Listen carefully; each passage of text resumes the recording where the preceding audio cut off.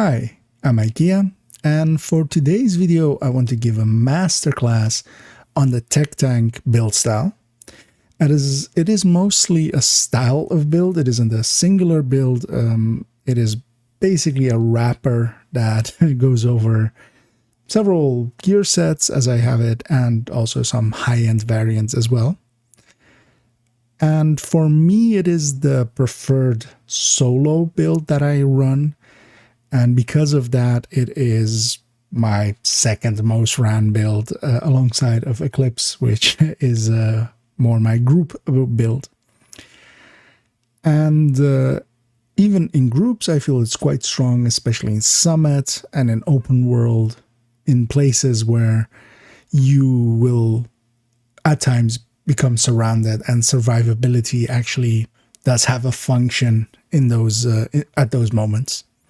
As that is what it's in essence is. It is a build that gives up quite a bit of damage for quite strong shield especially. And as always, I will make extensive use of my build collection. And especially for today, I will especially show these are 4 recommended builds from that list, that they are at the top of the other builds basically. And even more so, I will actually even show a few others that aren't on this recommended list, but part of the collection. And those will not be linked actually, but especially these 4 are the recommended ones. The others I will just show to briefly discuss them and mostly basically tell you why I don't use them as much as these 4. And the build collection itself and these 4 builds that will be the bulk of this video basically, they will be linked below as well, as always. And also, as always, this masterclass will be split into 3 chapters, and it's mostly going to be, in the first chapter, we're going to discuss the build, go quite in-depth on it. First, I'm going to outline what techtank is to me, and some of the reasons that I feel it does work well. And then we will go into a second part of the first chapter, still in the builds, where I will actually show the 4 variants, briefly discuss them, and give you insights as to why each one, basically, why I have each one as part of my collection. And then we will go into some calculations as well for the builds. Then the second chapter will be tactics and some of the mechanics of the build, where I can, where we go into the range, and I will just take the time there to in separation without the hustle and bustle of a gameplay, to really give you the parts that I feel are especially required to know. And then we will go into the third chapter of gameplay, where I will take each of the 4 variants into some content. I haven't specifically decided on what goes where yet, but yeah, in there I will try to basically give you all the tools and insights needed to run the builds if you choose to make them. As I feel that is quite often missing with Division content, is that people will talk about builds at length, but not many people actually talk about how to run builds and how to play them well.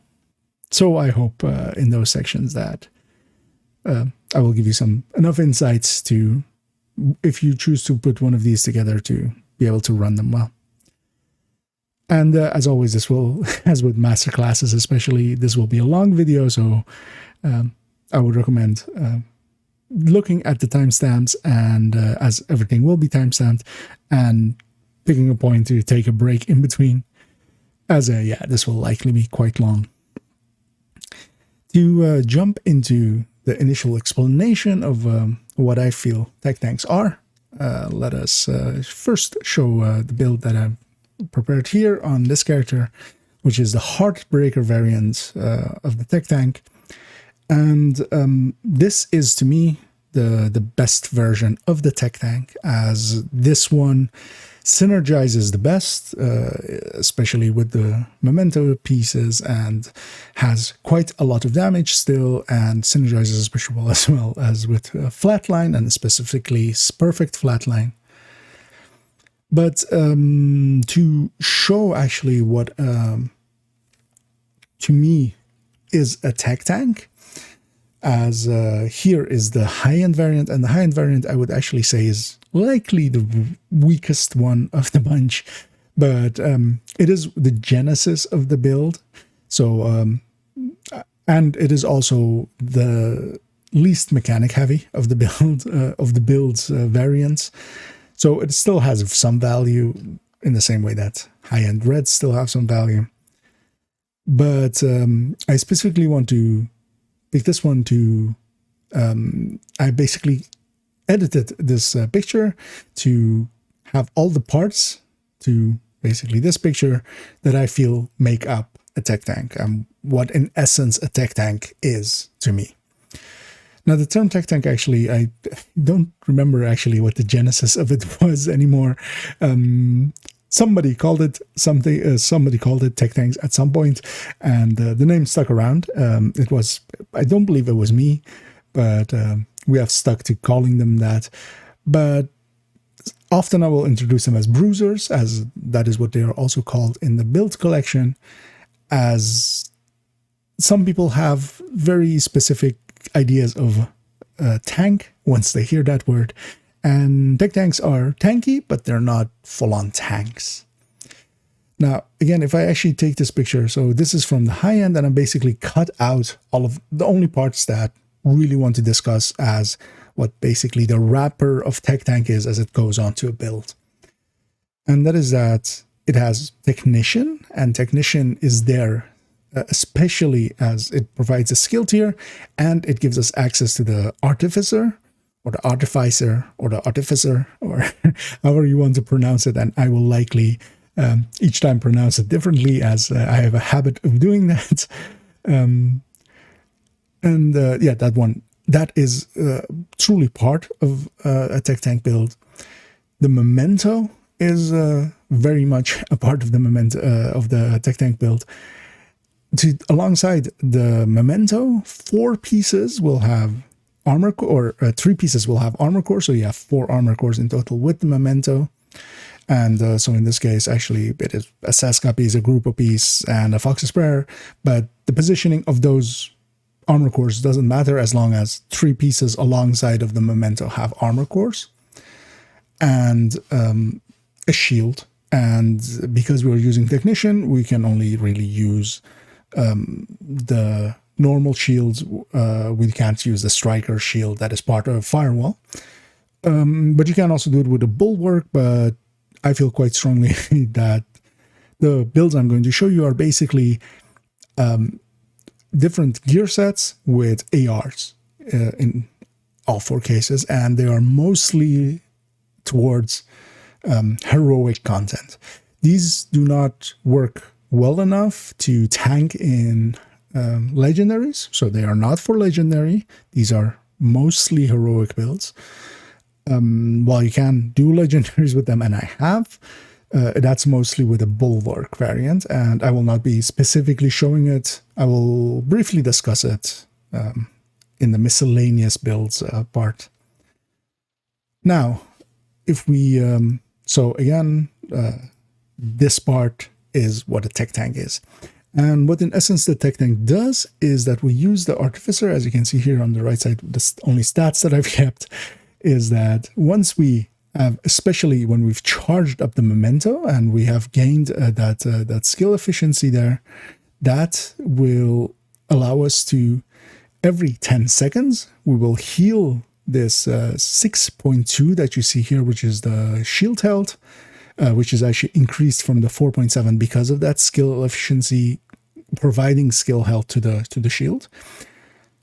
Every 10 seconds, it will repair for 42%. So that is around 2.7 million. And that means that every 10 seconds, we can basically burn 2.7 million and still be fine and still basically have a zero-sum game that way. And that means that every second, if we divide that by 10 again, we have 270k basically as regen. And that is why also this works better than, to me, regen builds, because you cannot reach 270k regen on a regen build, as that is way beyond the percentages that you can reach with it. And that's what this build, why this build kind of works to me. And that is at its essence that it is an active tank. So where, for instance, with a Hunter's Fury, where you're just using the shield with Firewall and Striker, as you should, to have the Striker shield, there your shield is just a big blob of armor, or health actually, that you just use to get into position, and then you either let it break or you let it regen in between fights, but it regens quite slowly. And this is, instead of that, an active tank.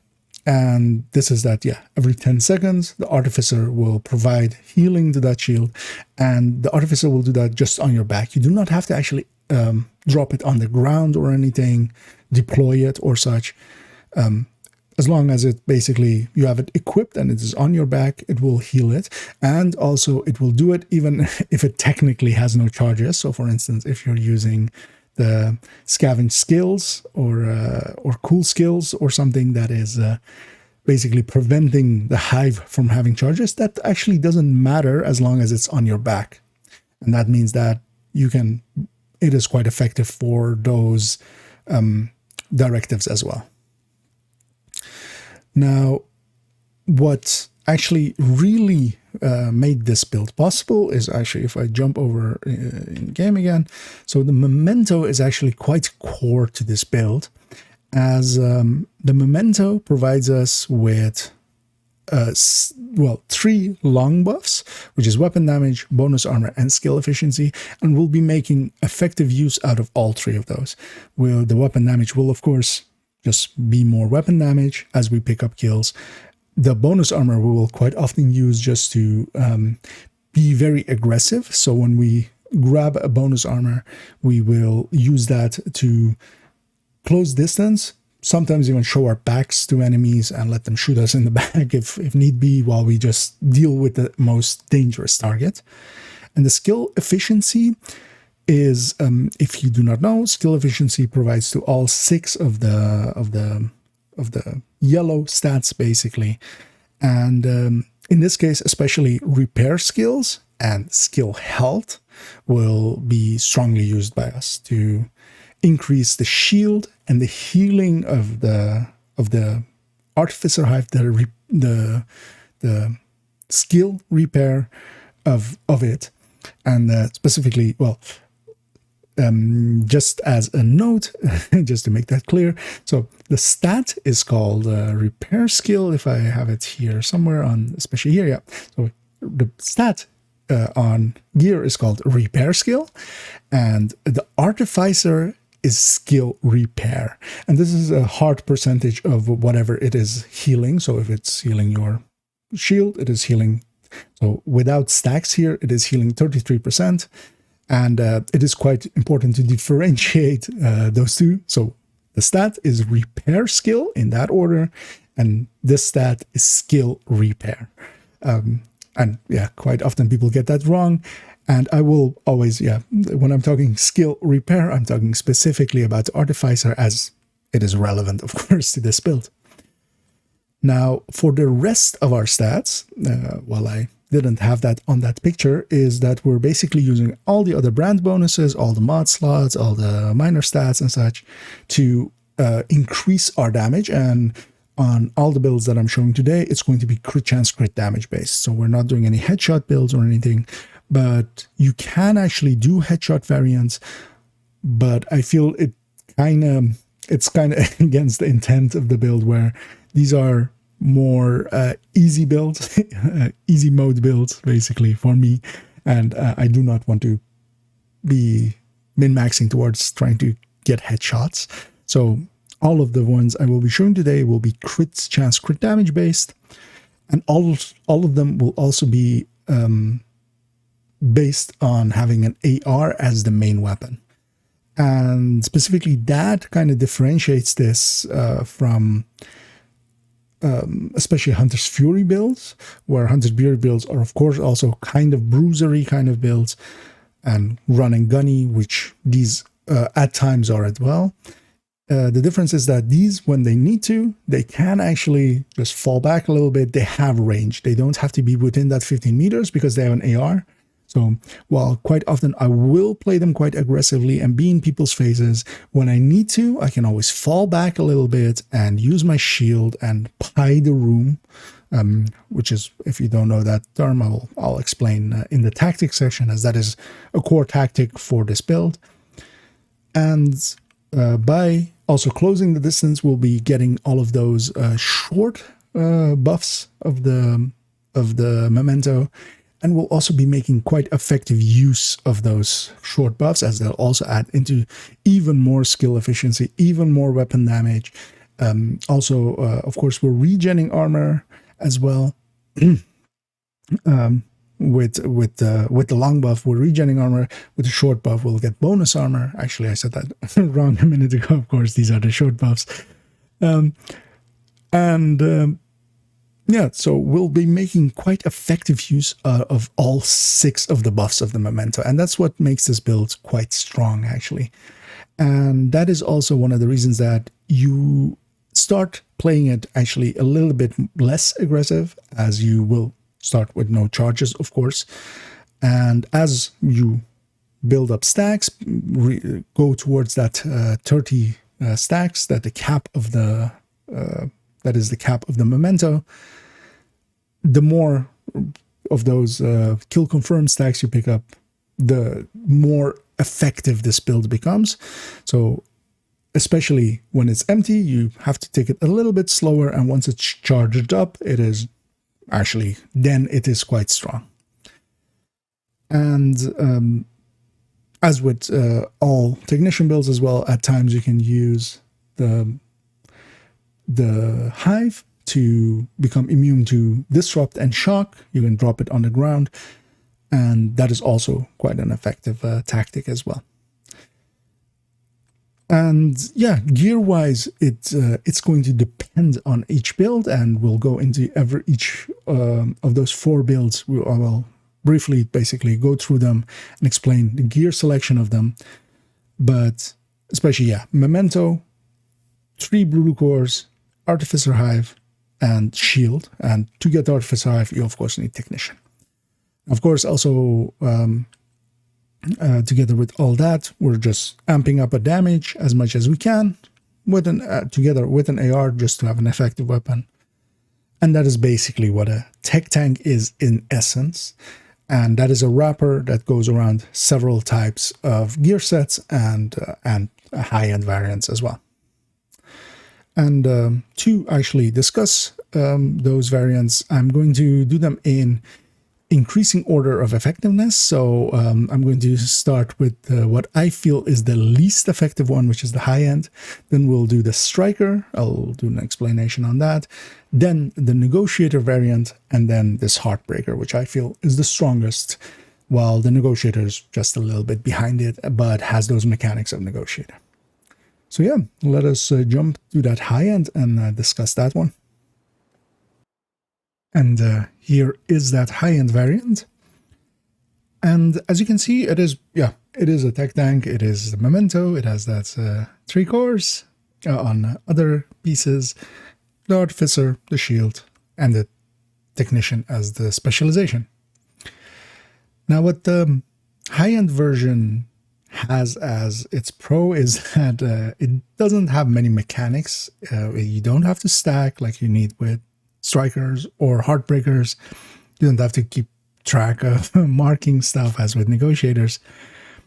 But it is also the weakest in output, and quite so, I would say.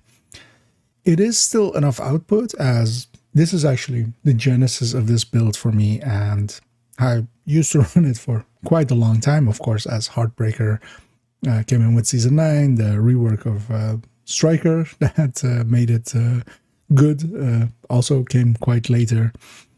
And the Negotiator did always exist, but I didn't gravitate towards, I didn't think to wrap it in the techtank blanket till much later after this one. But specifically on, if we discuss this layout, and actually if I bring up the build picture from my collection, and as you can see, it is basically crit chance, crit damages everywhere. And this one does have a fox because it can afford to with its crit chance. The way it is set up currently, it would not really be able to run a contractors or picaros, but because it is at 60 crit chance with spotter, if I were to drop spotter and thereby regain that mod slot that I'm giving up on the AR for the pulse laser, then I could put a contractors in here or a picaros and then land on 59 crit chance. And that is actually a very effective variant. But and I will actually show that as well in the miscellaneous ones where I do run one with a picaro and obliterate. But for the rest of it, it is actually, it is basically that Memento, a Seska, a Fenris, a Grupo, and a Fox's Prayer. And that meant that I didn't really have many good options for the other slots, so that became an improvise, as you see here. Currently, actually, it could be an upgrade to, it would be an upgrade to move to the Usina Perfect Spotter chest, which the name escapes me for as the closer. It was on the tip of my tongue, the closer. So I could go the closer. And while this build has blue cores, and that means that the closer actually is not more than a Fenris spotter, then that Fenris piece could move to this holster slot, and that would be more than this improvised holster with 12 crit damage from a mod. A Fenris piece would outperform that. Together with the closer, just as a filler to still have a damaging talent, because that one of course has 5% more from the amp of spotter, it would actually end up more, but I just haven't made that upgrade yet. As it's also it's not a huge upgrade. It is I have at point calculated and it was just above 1%, and that usually means that yeah, I will not go out of my way to farm that build, but it could actually, it is on my list to upgrade this one. But for the rest, of course, the tank on all of them is the same because it is all, yeah, it is 6 skill tier shield and the artificer, and those stats do not change. So the tanking on all of these builds is the same as much as they stack up on the Memento as well. They're dependent on that for it to be the same. But every build has its own mechanics, of course. So this, especially once we go into the gear sets, each of the gear sets has its own mechanics. But especially this high-end version, its specialty is that it has no extra mechanics. And that also allows us, for instance, to have a Scorpio, which I have equipped here, of course. And the Scorpio is very nice, but especially, for instance, on the Striker variant and on the Heartbreaker variant, we're using an ACS because we need that to stack with. But here we are free to use a Scorpio. And the Scorpio, of course, makes one-on-one engagements quite easy. So if I do have an enemy that is quite dangerous and right in front of my face, like say a nail gun heavy from Rikers or something, I can swap to the Scorpio real quick and use that to take care of them. On the pistol end, actually I do not have that equipped here, but usually I do use a TDI card custom, and that's just in cases where if I need to heal a little bit more on the shield, I can maybe fall back a little bit and use the pistol to gain another skill tier, of course, for the artificer, and that could help heal it a little bit. But in actual play, that doesn't come up much, as I'll just fall back and just hide a little bit and let my shield recoup that way. The other weapon, as you can see here, I have a Mark 16 equipped here, and that will be also the case for the Negotiator variant, as the Mark 16 is one of my preferred weapons, and I completely understand if that sounds a little bit weird. Because, yes, of course, it is not the top sustained weapon or anything. It is quite low on burst DPS, The one function that it does have and fits quite well for me, and that is also why I've chosen it, is that it is right behind the AKMs and the TKBs on damage per mag. And that is quite an important stat to me, as with this build, I'm dealing a lot less damage, especially this high-end variant. And that means that I will lean more towards sustain. So also my talent is fast hands, more towards sustain. The Mark 16 is decent enough on sustain, on fast hand sustain. But what it especially is high on damage per mag, and that means also by extension, by it being the 50 round mag as well, that also means that it is also pretty high in its damage per ammo reserves. So my total ammo reserves. And that means that I run out of ammo less, basically.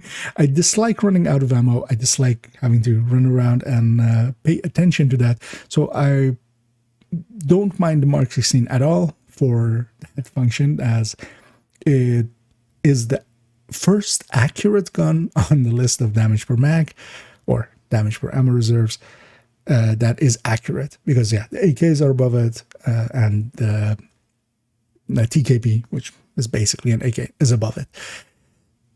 But all four of those actually, so the military AKM, black market AKM, just AKM, and the TKB, are all quite inaccurate and not quite effective at range, where, as I've said, sometimes I will fall back, put a little bit of distance, use distance basically as a safety net, and that means that I quite like having a Mark 16. And this is a personal choice. You can, of course, if you want to, for instance, as well, as I said, drop spotter if you do not want to have spotter. I quite like having spotter, as especially so my skill slots are accounted for and I cannot have a pulse, but this way I can still pulse stuff. And that's why I actually don't mind this variant at all, because it is the only one of the ones that I have spotter on and works well with spotter. But for the rest, this is basically the weakest output, but it just doesn't need to deal with mechanics. But even in its weakest variant, this is, of course, what was available to me for the longest of times, and I did run them and did everything with them that this game can provide. On heroic, I should say. I did not do legendaries with this one. But yeah, it is not and it's also one of the harder ones to make, of course, because you need to make blue core pieces, which if you do PvP builds, you might actually have these pieces. So there it might actually be easier. But the Heartbreaker one especially is quite easy to put together, as you need only one Heartbreaker piece to recore. So yeah, let's move on to actually the Striker, which is one up, I feel, in effectiveness, and let's discuss that one. And here is that Striker variant. And as you can see, it is a Striker setup with the chest, without the backpack, of course, because while Strikers prefers to have the chest or the backpack over the chest, for a tech tank, we need the backpack to be a memento, and that is where it kind of clashes with Striker.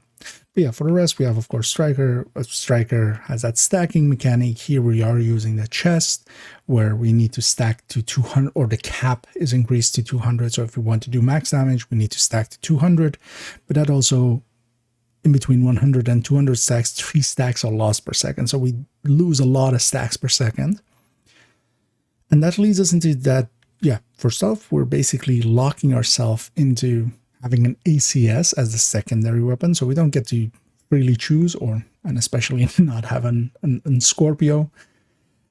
In this case as well, I am actually deliberately going for rock and roll, as I do want to have that extra 10 round mag, as I need to stack to 200, and that means that, yeah, that stacking is quite important to this build. Of course, we could go a different chest talent, but that actually gives up quite a lot. So going a Striker both without the chest talent and the backpack talent makes it actually quite a little bit weaker. And one of the things that this build actually has is that at full stacks, at the 200 stacks, it actually we will see actually also in the numbers, but I believe it is the highest output build of all of these. So it has that going for it. And there are moments that you can stack to 200 and then it feels great. And sometimes you can't, and then it feels a little bit weaker. And that's its downsides. So because it is a striker build with the chest, you need to stack to 200. And that 200 is also only giving 130 weapon damage because we cannot have the backpack because we're locking ourselves out of that. Now, here actually make note that I'm using the FAMAS. Well, actually on the build picture, if I pull that up, I have an M4 there, and this character actually has both in their inventory, so I just grab one depending on the situation. The M4 is a lot better for a little bit more range. The FAMAS is a little bit more close range. It is more damage, but it doesn't have the same optimal range as it has 28 versus the 35 of the M4. But also it just doesn't have the aim, the accuracy to be effective at those ranges to begin with. Less so than the M4. So the M4 can actually go up to that 35 quite handily. So I basically make a selection depending on what I'm doing with this build.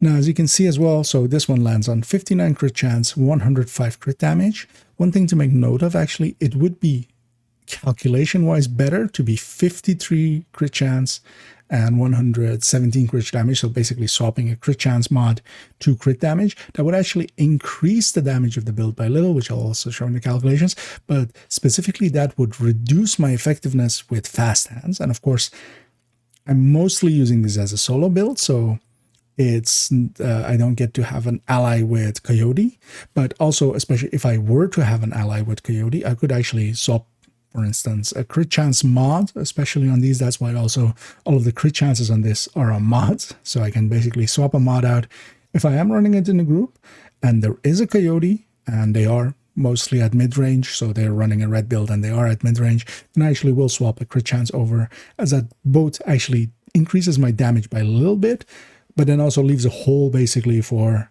that group Coyote buff to fill up.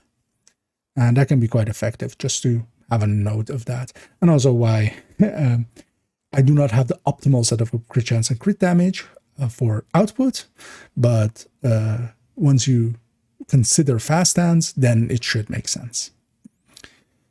And for the rest of as well, actually, what I haven't shown so far is actually which mods to equip on the skills and on the weapons as well, actually. So just briefly, I'll do that here, which is that on weapons, it's going to be all crit chance mods, except for when I need the pulse laser and extended mags for all of the ARs, the plus 20s.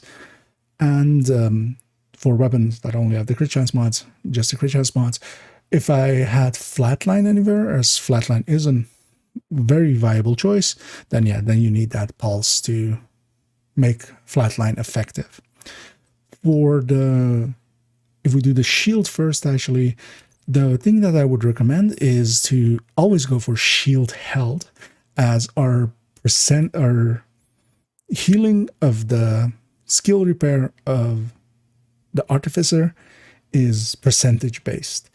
And while these values are quite tiny, so I've unequipped it. So when I equip this 5% is actually, so it's additive to all of these tiers. And of course, we're on a skill tier 6 field. So they don't add much in the same way that the Forge, for instance, doesn't add much. This isn't 5% of this 4.7 million. This is 5% of the initial value of the shield, basically. And as such, they're not much, but they are an increase. So instead of having anything else, I would recommend going shield health. And as all mods are, they aren't much, but they help. So you, on 2 of the slots, you have shield health available. You put that in. On the other one, the only thing that actually can provide the bonus is holstered regeneration. As if you do not know, for instance, deflector damage is only for deflectors.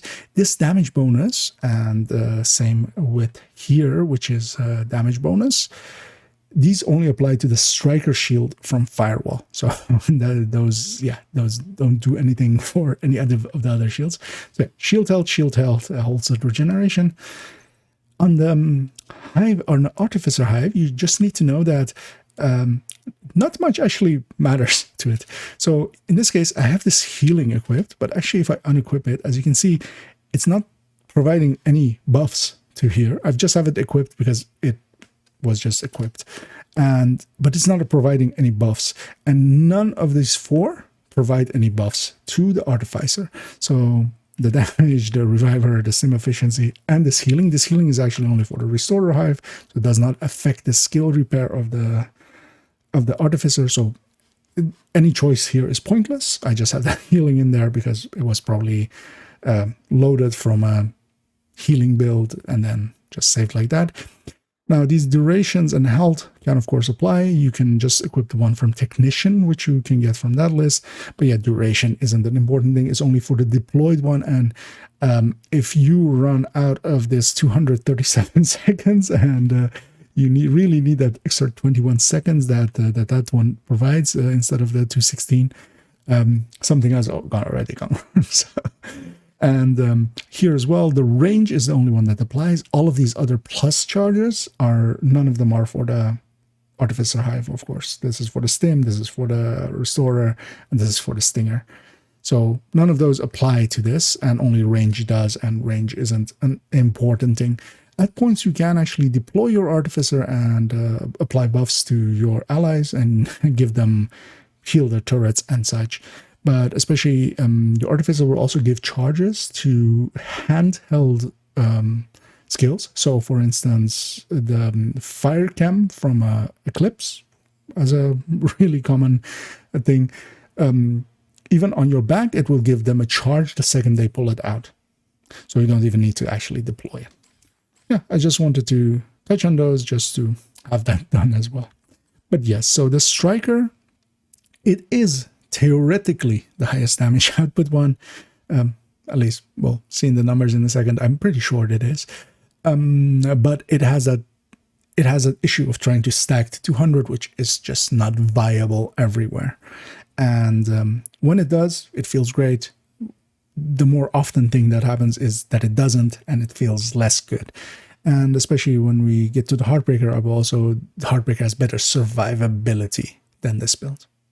So yeah, let's jump over to the Negotiator, as that is actually the next one that one up from this one. And especially the Negotiator and the Heartbreaker are the two that, depending on if you enjoy Negotiator mechanics, I would say go Negotiator. But both of those are actually the better ones. But this one is still very viable. And here we have the Negotiator variant. And as you can see, it is same lineup basically as the other ones, with the Memento, 3 record pieces, and the tank and technician. And I should make a note to actually say that the Negotiator one and the Striker one as well are a little bit harder to make than the Heartbreaker one, as you need to record 3 pieces. So where with the Heartbreaker is the inverse, so you're recording 1 from blue to red.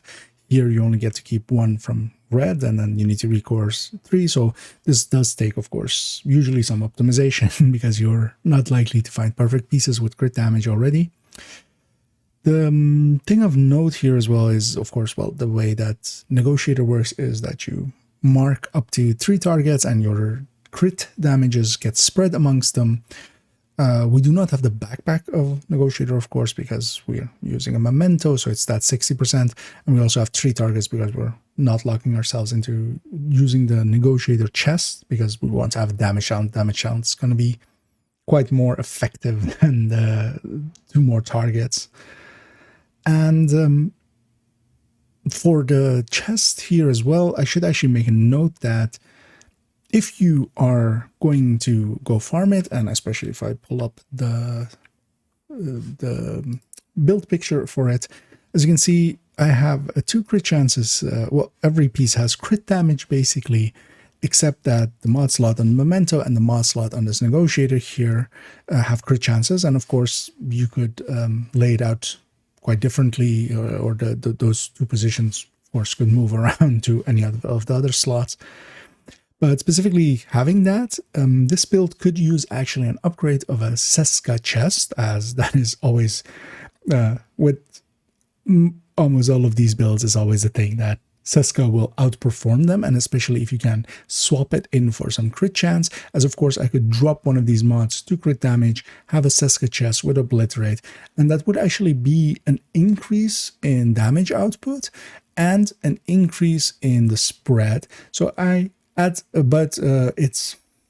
in damage output, it's less than 1%, but it also matters for fast stands. It also matters for the mechanic of Negotiator. So at some point, I should take the time to make that upgrade, but I haven't yet.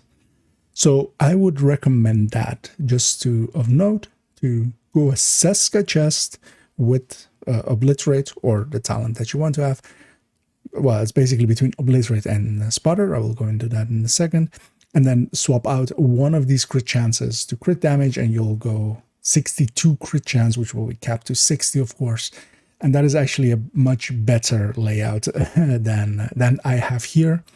But I'm already using a lot of Seska chests, of course, and I didn't have one for this one, and I didn't alter it yet. But I should at some point, because it is an increase. It is an increase of less than 1% on total damage of just single target, but of course it compounds a little bit, especially because it's a Negotiator build and I'm using fast hands. So it should be done. It hasn't been done yet.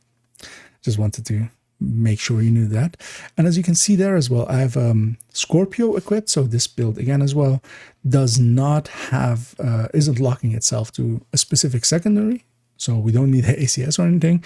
And there in the build picture you saw Scorpio. Here I actually have a classic M1A with flatline equip, actually with this loadout.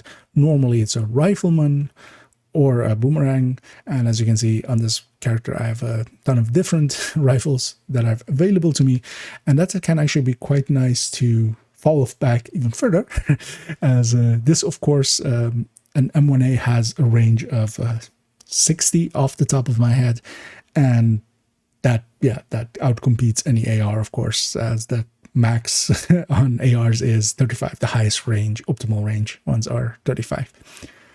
So I can actually fall back a little bit further, have a little bit more range if need be. Talent-wise, actually, I should make a note of saying that basically it's Spotter or Obliterate, as you should not go glass. Glass does affect your shield as well. So that means that you're taking either 50% or 60% more damage on your shield, and the build doesn't deal well with that. On heroic, even charged up, that would be too much for it to handle. And there are some sources that say it doesn't apply. It's actually one of my old Reddit posts that where I went in depth and proved that it does apply, and actually I shall link to that as well, actually thinking about it now. The other option you technically could have is Focus, but these are very much bruiser builds, very much close range builds, and to me Focus does not fit in well there, but if you want to popularize a Focus variant of these, I will applaud you all the way. But yeah, no, I would say Obliterate or Strike, or Obliterate or Spotter, as both work well, as we are of course also locked into Technician already. So and that also means that in fast hands is a recommendation. And flatline is the other one. So either fast hands if you're going more towards sustained DPS, which I am, but if you feel that you would prefer burst DPS talent, then flatline is quite a good choice, and Kingbreaker especially, as these are quite short range builds if they want to be, and especially with the next one that I will show, the Hunter, the Heartbreaker, that one is very much, especially with the mechanics of Heartbreaker, it works well really close range, and that makes Kingbreaker actually the choice. And That also helps the effectiveness of that build. But here I actually do like having fast hands. And again, it is a Mark 16. I should also make a note of saying that actually for all of the weapons that I'll show, so Mark 16, M4, FAMAS, Kingbreaker, all of those, I actually do have variants of them available at expertise grade 20, or well, FAMAS even 22. I will not use them for the gameplay parts, just to not artificially increase basically the effectiveness of here. Because also one thing to make of note of is that these builds are a lot more reliant on watch points being maxed out, as especially so for instance, it does benefit a lot from a repair. It does benefit a lot from the haste. So health isn't here, so these are the duration and damage don't matter here. It also is a lower damage build, so it actually gains more than a red build from the red stats, because they aren't diminished as much for this build as they are for those. It really likes having, especially that armor maxed out by quite a lot, and yeah, the bonus is there. But especially at that repair skill, which most people take as last, does quite effectively apply here. And also I should make note that for all of these builds, I'm not actually swapping my technician to, even with how much I run these builds, I'm not, maybe I should reconsider that decision at some point. I could swap the choice from that you get with technician from having skill damage to repair skill, as that would improve my artificer a little bit, but the influence of that is quite small, so I choose to keep that one always on skill damage and not swap it out with what I'm doing. But that is an increase. That would be an increase. So if you're running these a lot, if this becomes your main builds, then be sure to actually do swap technician over to being repair skill. That is basically all I wanted to say on this build. So let's move on to the one that I've been hyping up so much, the Heartbreaker. And here we have finally arrived at the Heartbreaker one that interjected itself by me, of course, into all of the other ones as well.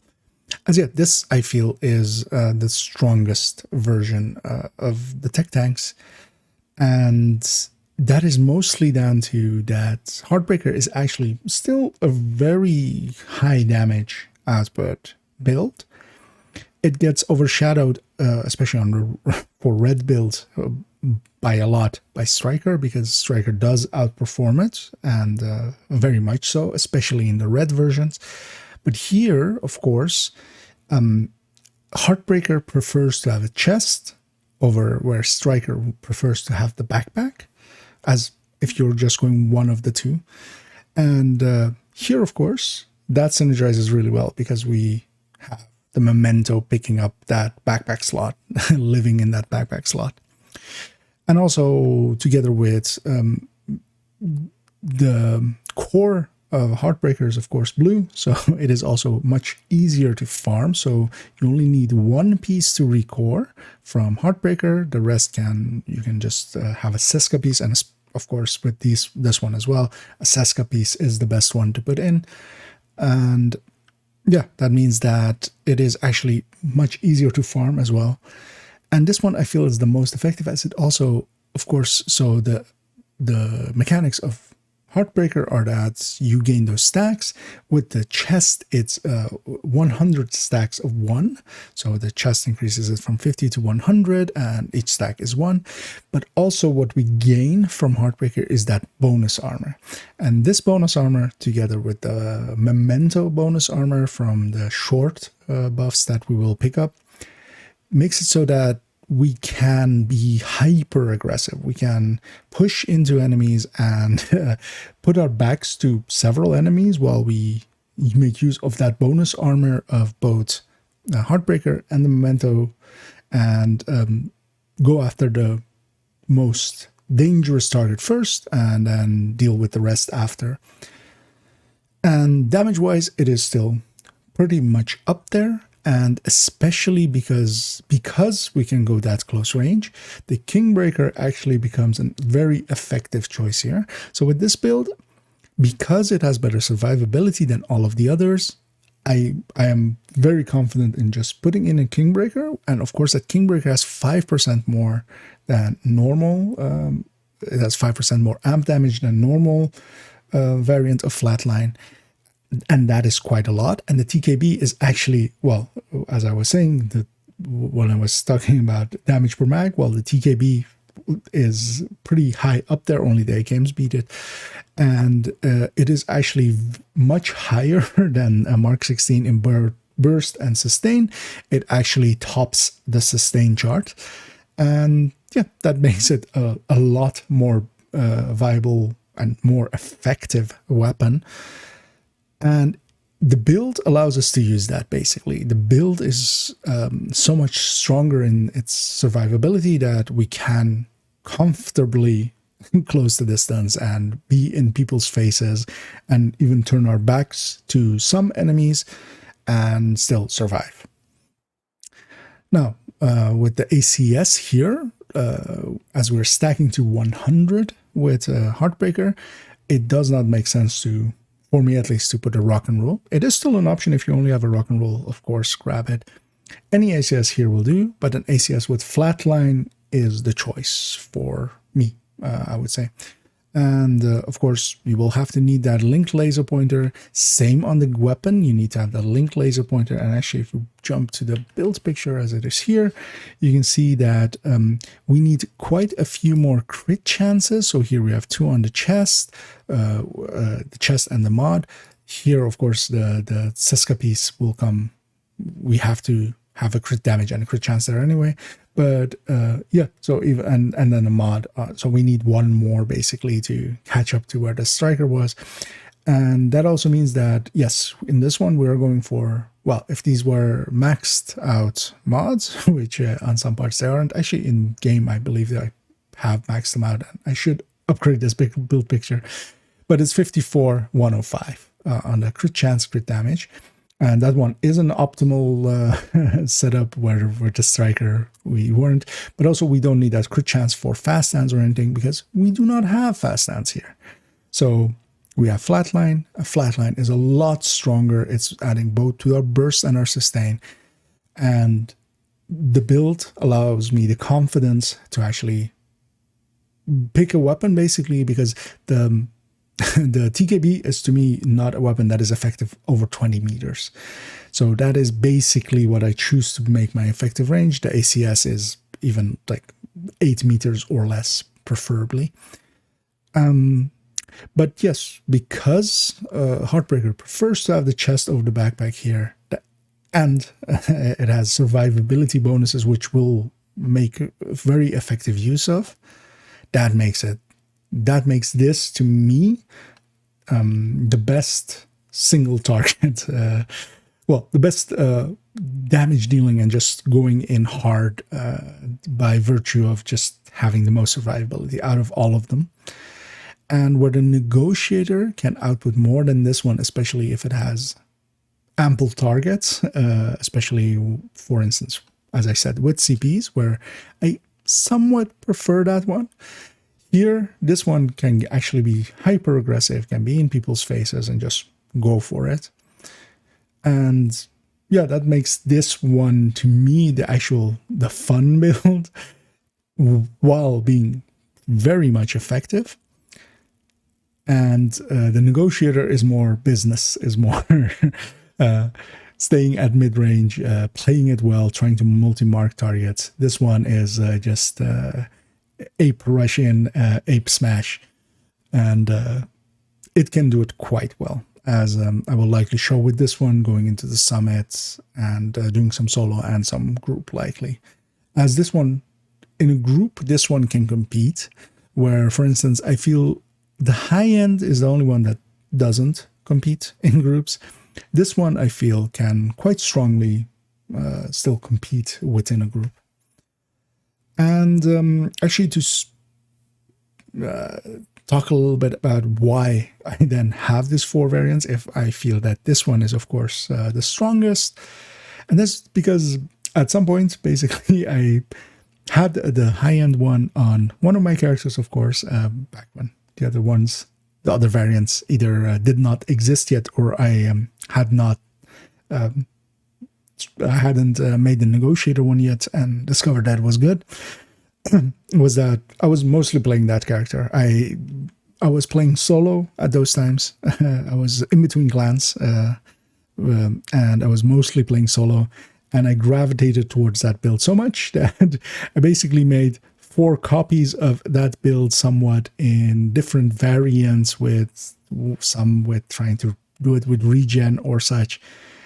And basically, for me at this point, if one of my characters does not have this tech tank, I don't do solo stuff with them.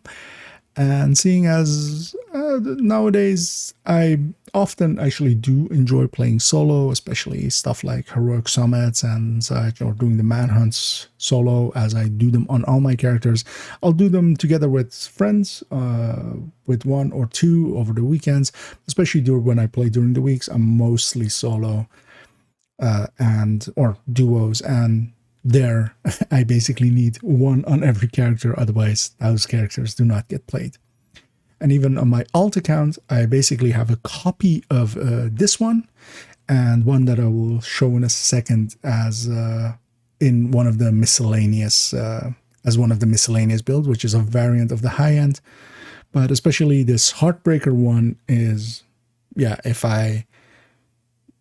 especially, for instance, the manhunts, which now the final manhunt mission isn't that hard anymore, but when it was, when I already was spoiled that they were quite hard on, especially season 9, I grabbed this build and I didn't actually notice that it was hard until I tried them again with friends on just red builds, or I went in actually with a red build afterwards, and then I noticed that those missions were very much geared to messing up the red builds if they went in solo, where a build like this, which already had survivability and could tank a little bit, didn't actually suffer as badly in those. And yeah, I will briefly actually touch on some miscellaneous ones, and then we will actually head into a chapter of that, into the next chapter, which is tactics. But first, I will want to actually touch on a few more build pictures, but just briefly, and mostly just to explain why they are no longer part of either my live collection or why they aren't on my recommended list.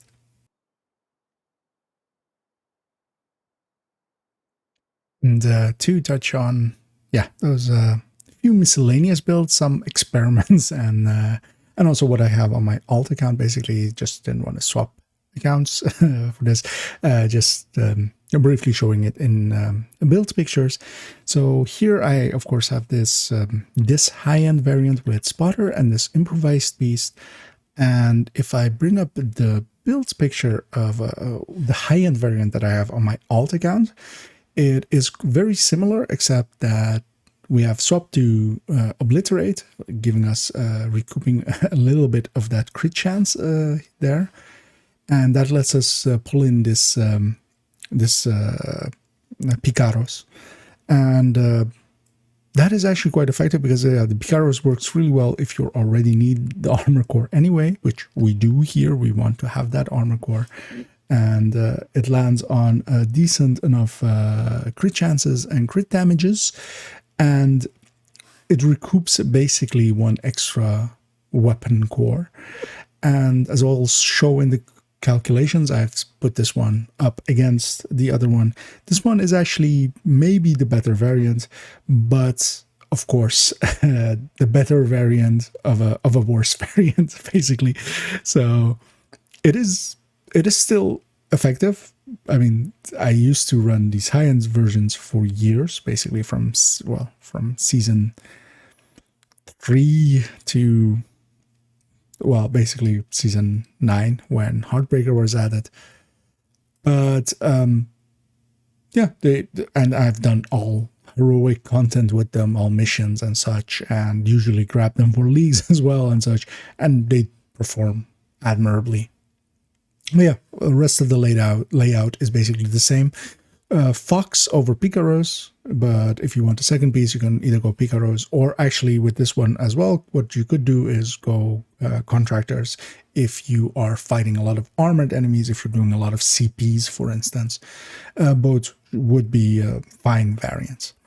Now, on my other account as well, I have this one, and this one might seem familiar, and that is because it is a direct copy, and it's even listed as such, as I have very few direct copies on my alt account. Most of them, like the high-end one, have a little bit of variation, but there is no variation here to be had, basically.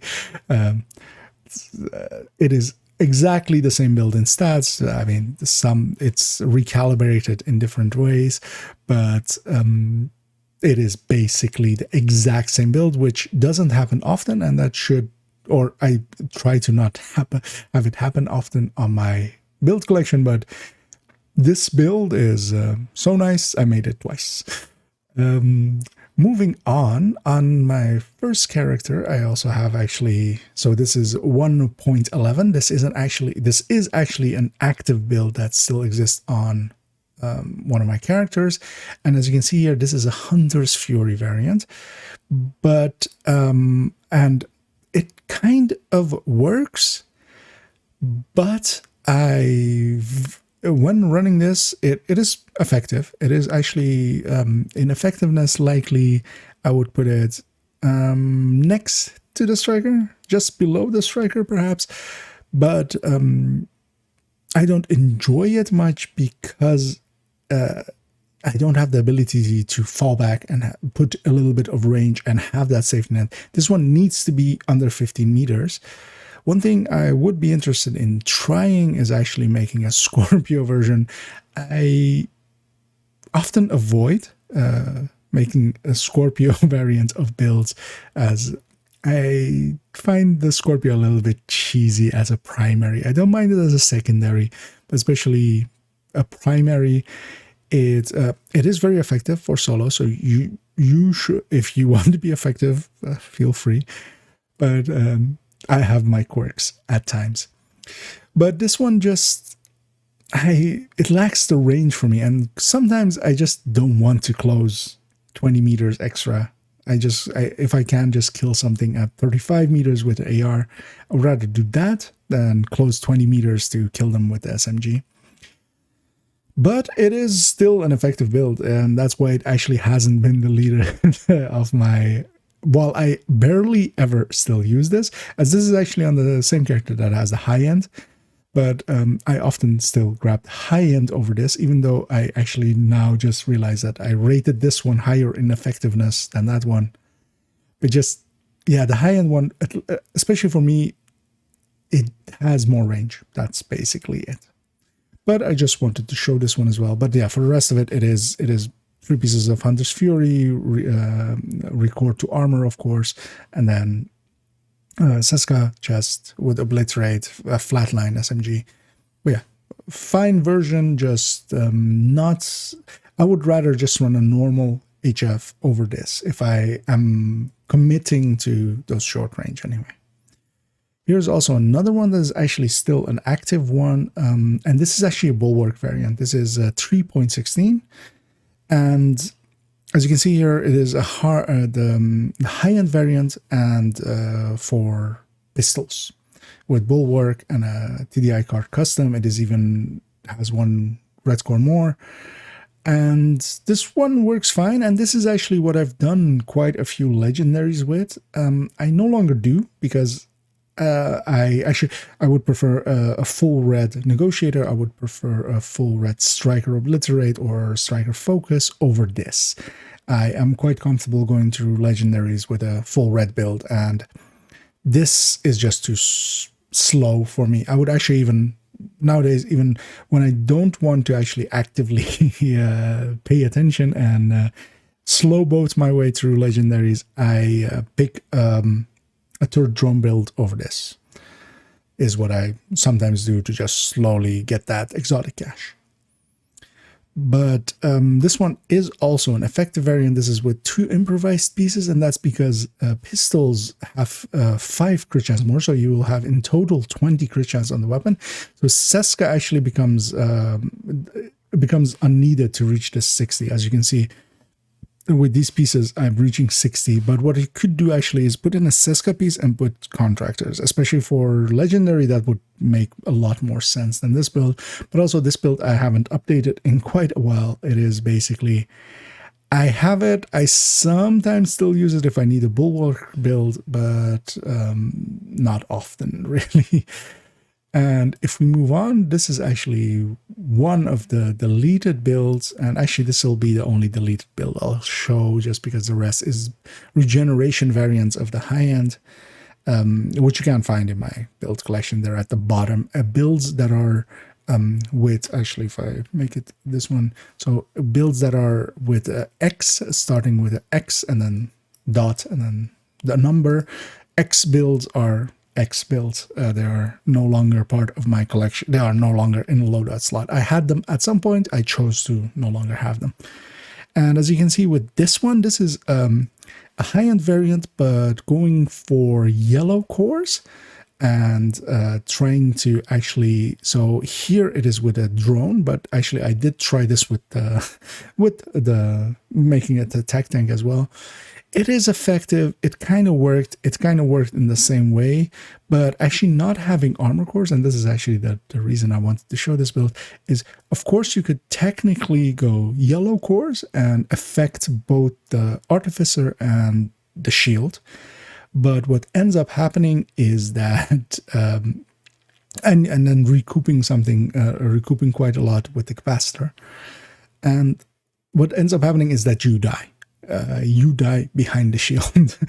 And that's why also why the Heartbreaker is to me the best variant, as that bonus armor from itself actually does help quite a lot. You can, if you play it as, I will show it in the gameplay, if you play it quite aggressively, you will make effective use of that bonus armor.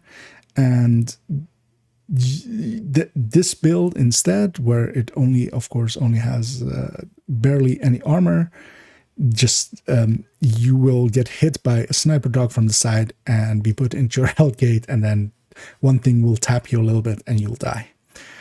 And that's the downside of, but this was just an experiment, well, with the drone here on this build picture, but it was actually also an experiment to try to get a tech tank going without blue cores. But it wasn't very effective. So actually, in a second, let's move on to some numbers, and then we'll move on to move on into those calculation sheets. I have them, of course, prepared here, and I will bring them up. And this might, again, seem a little bit daunting if you are not familiar with these, but I will explain as we go along, and I will basically give the explanation of these. But also, if you are not aware of how these exactly work, I do actually have a video now on my channel, which you can go have a look at the DPS calculation sheets, the in-depth guide that will explain them quite in depth as it says. But mostly, if you are just as a quick introduction to them, so they are linked together with these top 10 rows being linked to these bottom 10 rows are color-coded to match, and even the name is at the end there again. And the stats input happens down here, and the output of numbers comes out up here. And the one thing that you also need to know is that everything is comparing to this build in the top slot. So that's where the percentages are comparing to.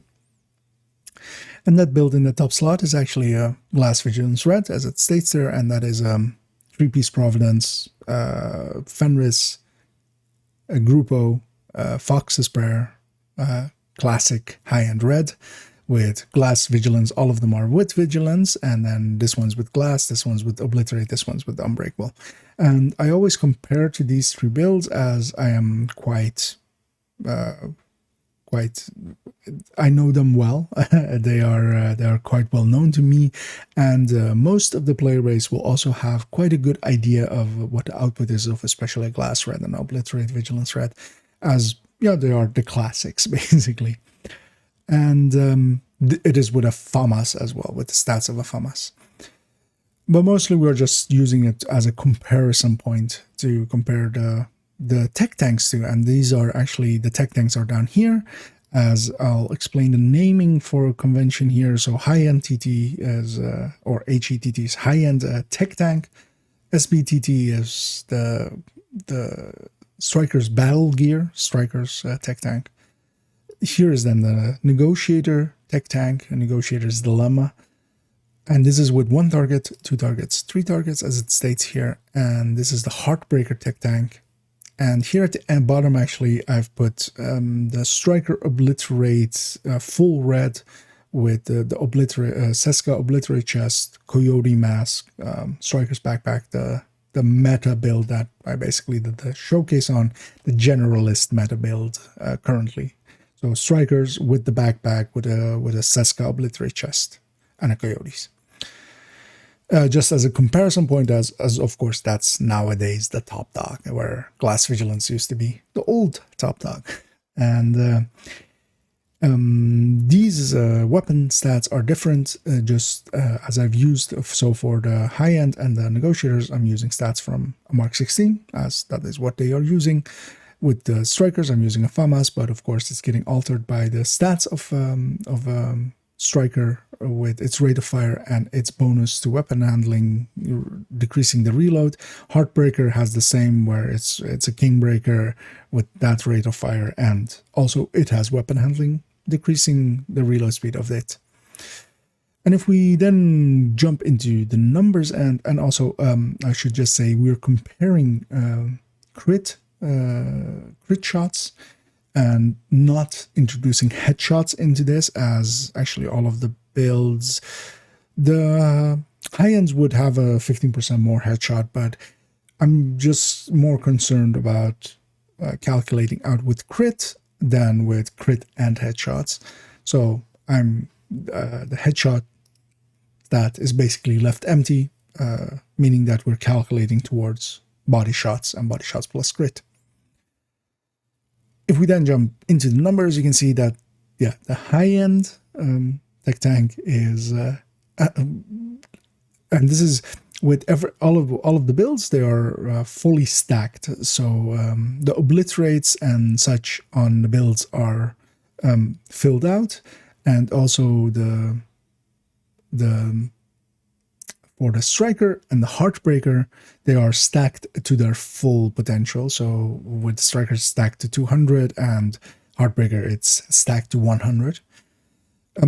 Just you need to be aware of those, as of course the glass doesn't need to stack. The glass just needs to not lose its vigilance. This glass at the top doesn't need to lose its vigilance to just do that number. That is quite a big difference, and that is why, yeah, still high-end red builds still have a place. But this high-end tech tank build is quite a lot less. While it is spotter, so it doesn't need to stack that, it does need to stack up to full memento. All of these are also with full memento.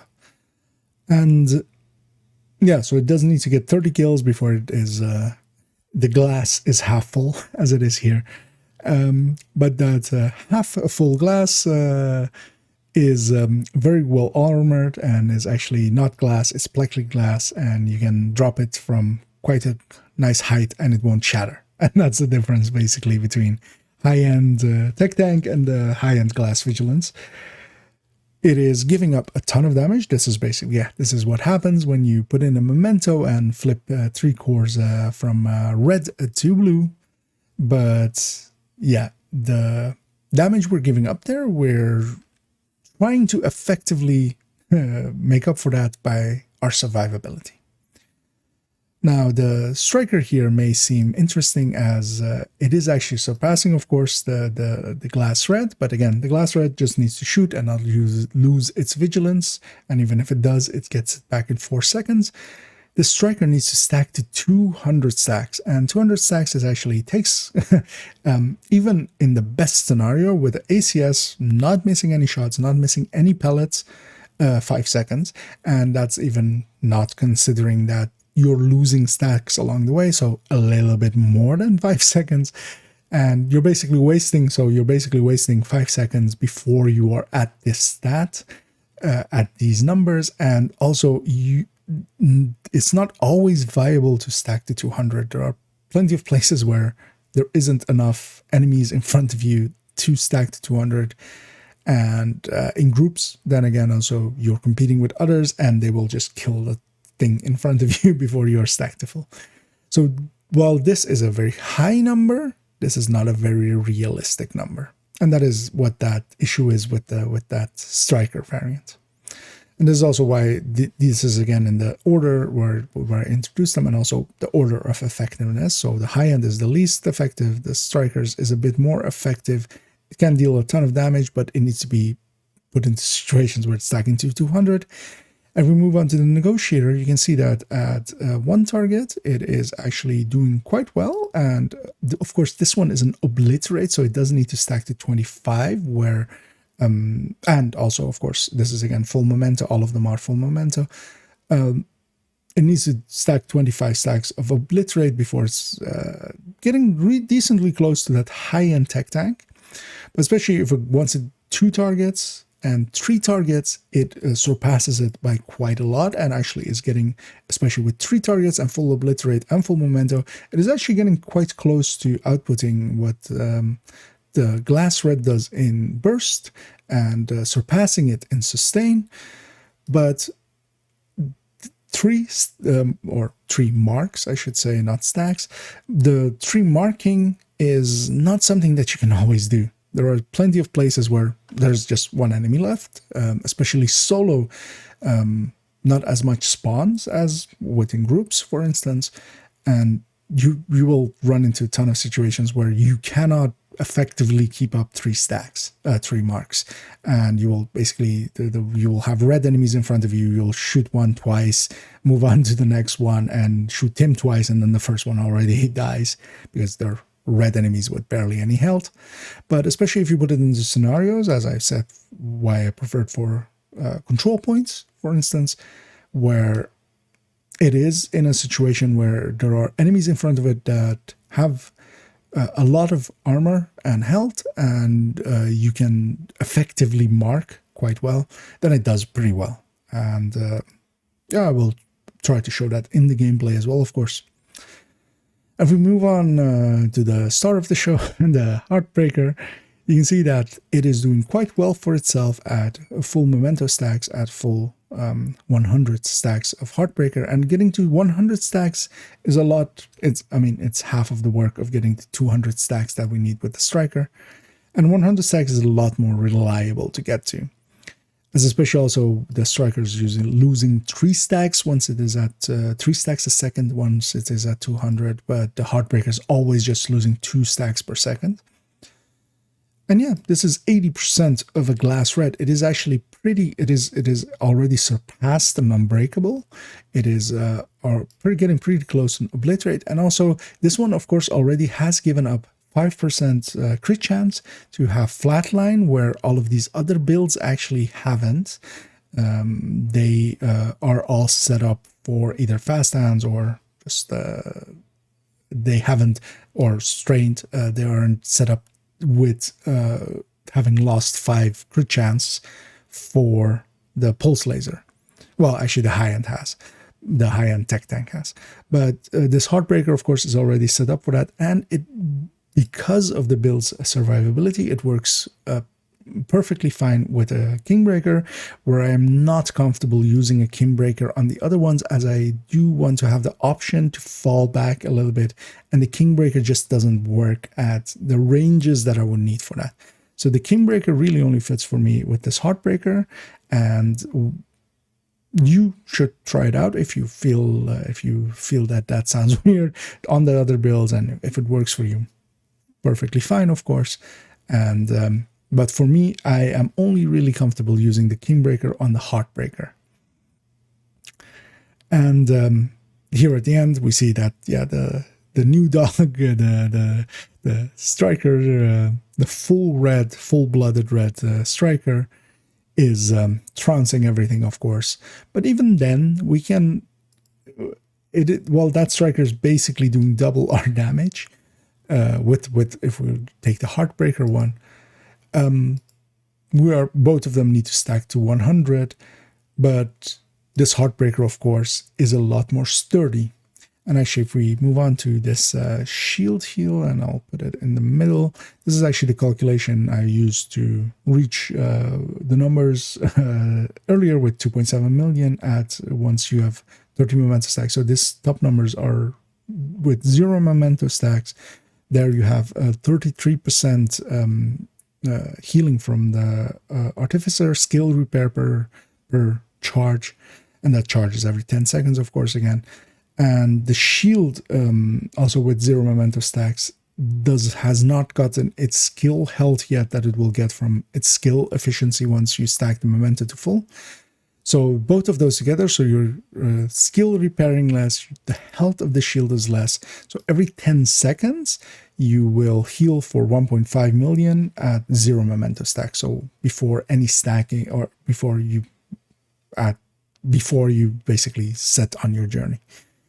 But at 30 memento stacks, we're already healing for 42%, as we've now gotten that 30 repair skill affecting our skill repair. And that repair skill comes, of course, from skill efficiency that the memento stacks provide, and also skill health, which also those same skill efficiency provides. That means that we're now healing for 2.7 million every 10 seconds.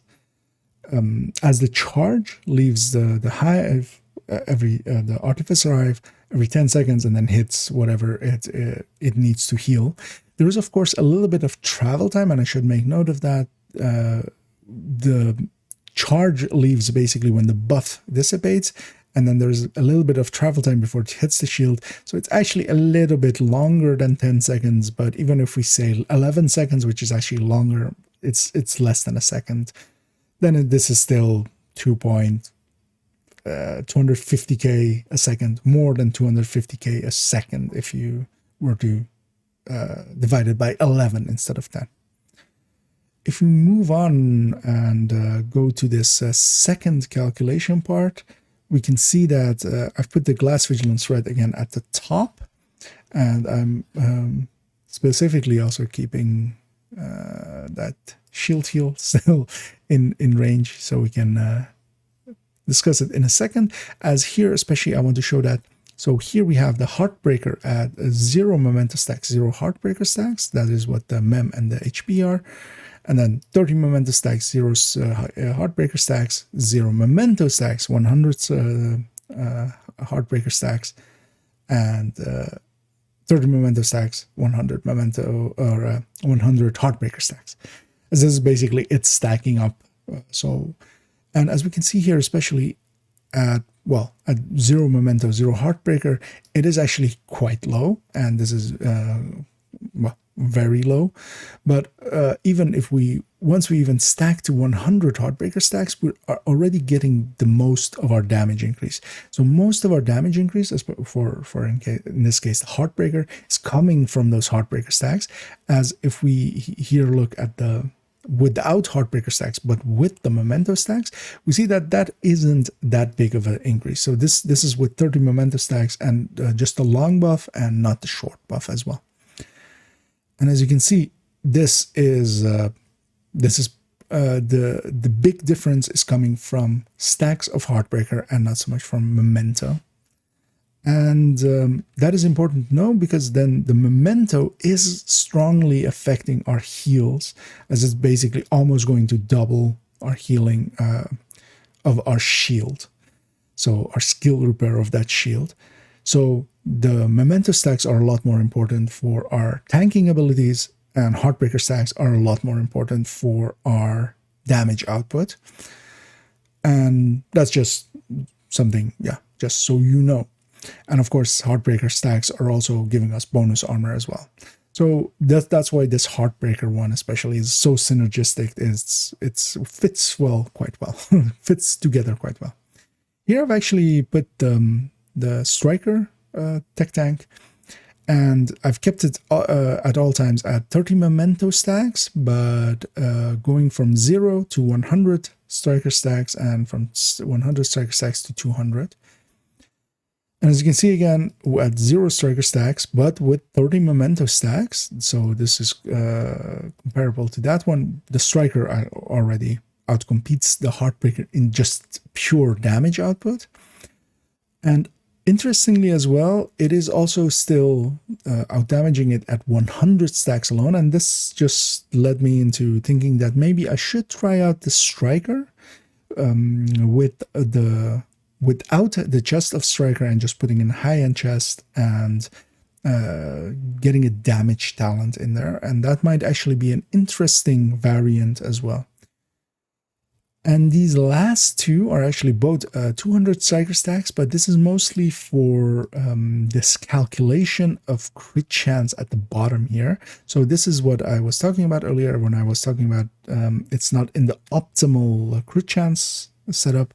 So if you were to calculate it out, so this is basically the third one is the one as it is now with 200 stacks, and the fourth one is at 200 stacks again. But if I were to flip one crit chance from one crit chance mod to a crit damage mod, so we would drop 6 crit chance, gain 12 crit damage, and that's what's happened there. We can see that this percentage has gone up by a tiny amount. It's actually really a tiny amount, but this is one of those cases where you have to consider what else crit chance is affecting. And in this case, with this build, I have a fast hands FAMAS in there. And that means that I would actually lose stacks of fast hands, and that would actually mean that I'm losing damage. And that's just to put that idea in your mind of always consider what else is getting affected by your changes, because well, this number is a little bit higher than this number, and if I was doing flatline, there is really no reason to not go for this higher number, even if it's a tiny bit more.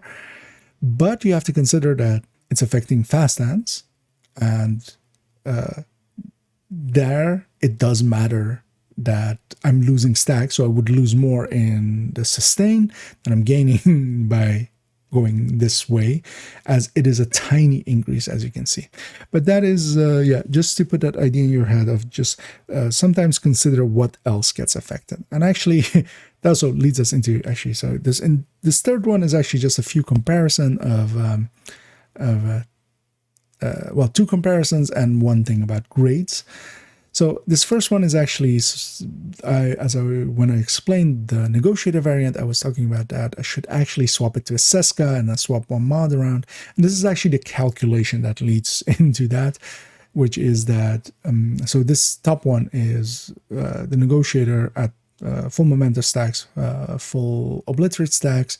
Well, both of them are in that way. And then just with a Fenris brand bonus, and then this is with a Seska brand bonus, and then 1 crit chance mod flipped to a crit damage mod.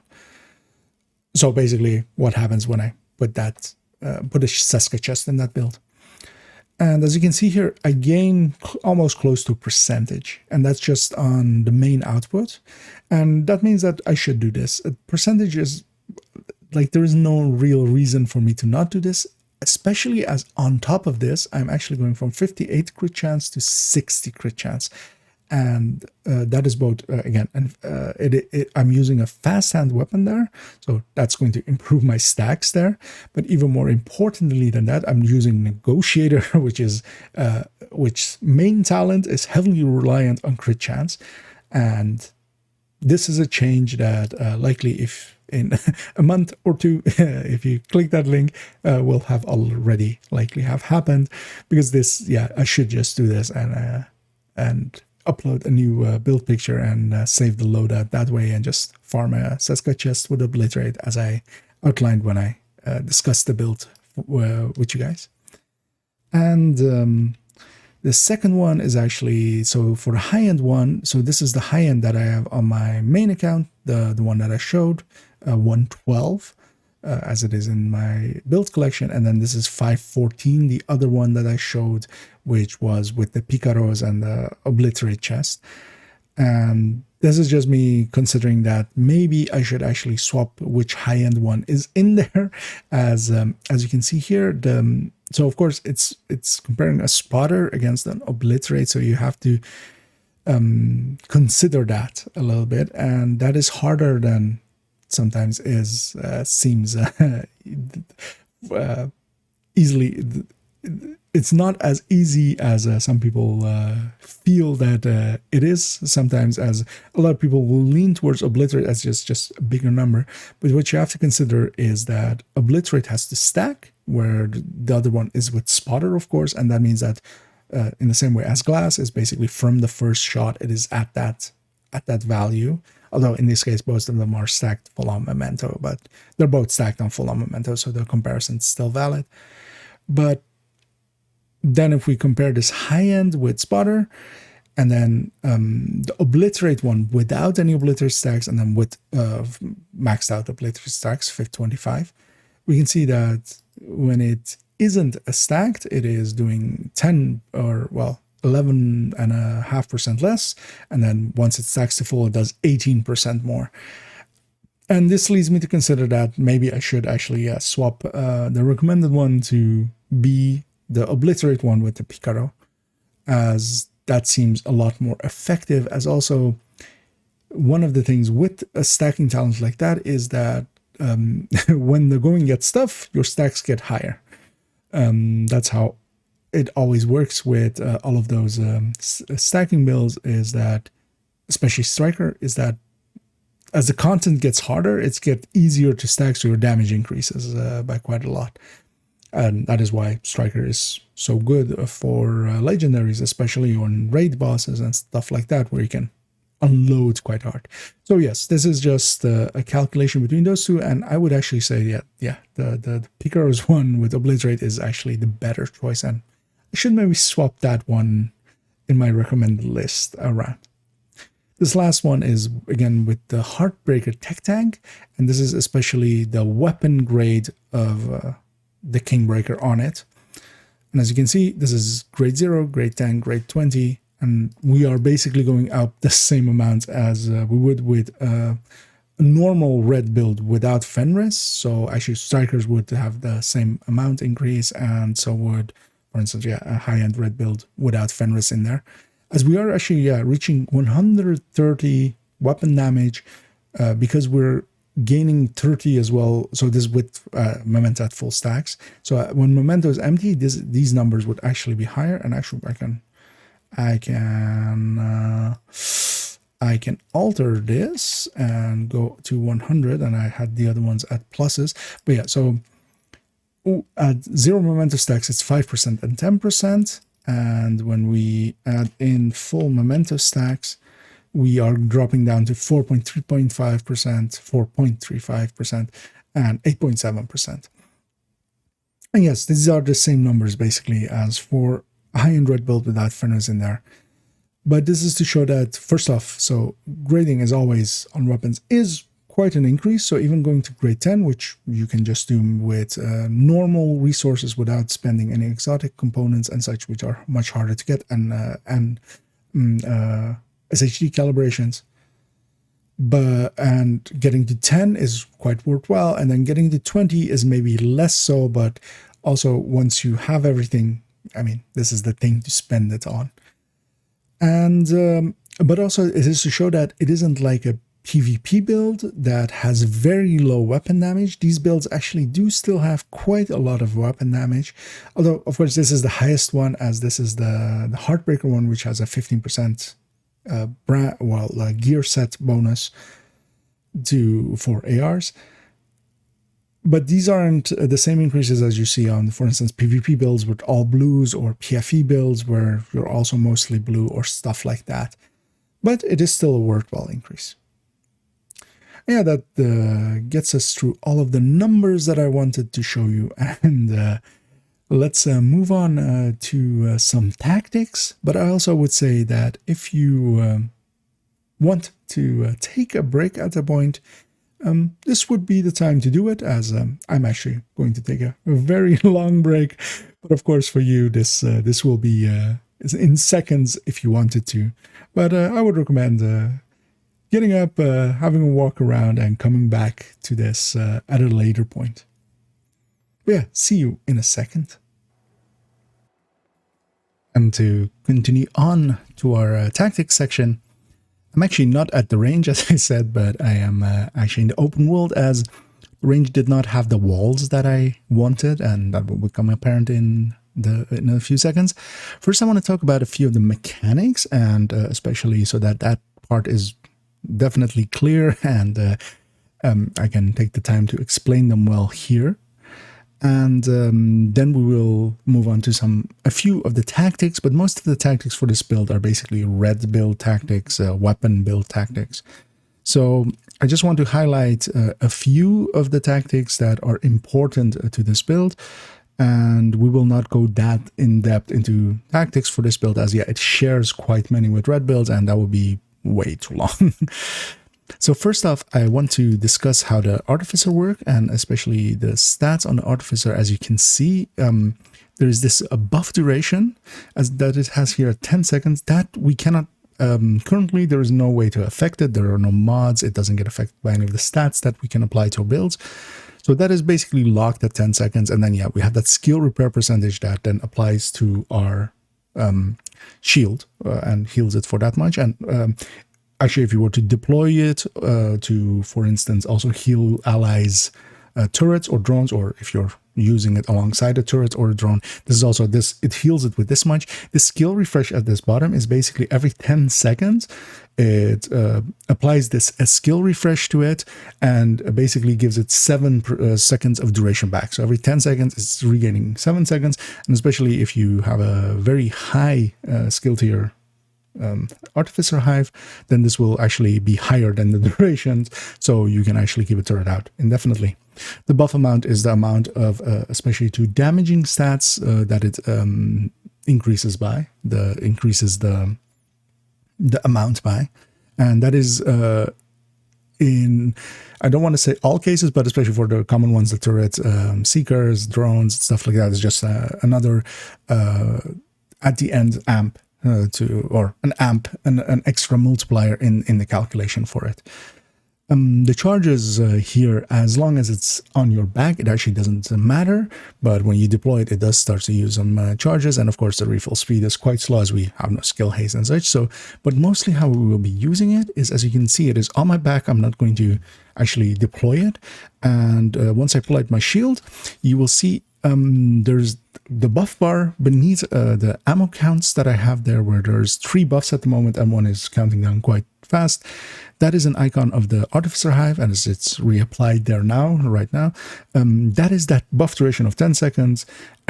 What the Hive actually does is it checks any skills, or mechanically how it works is that it checks all the skills within its range that it could buff. If they have a buff, it will do nothing, and if they do not, it will send a charge that way. And yeah, that is quite important, as that is every time it applies its buff to our shield, basically, it is actually healing the shield as well.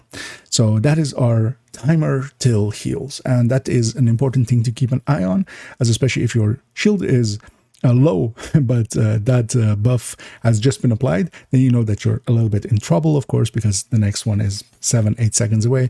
But if it's almost at the end and your shield is pretty low, you know that, oh, in a few seconds I'll get, once the memento is charged up 40+% back, I'll get 2.7 million again to waste on whatever's in front of me.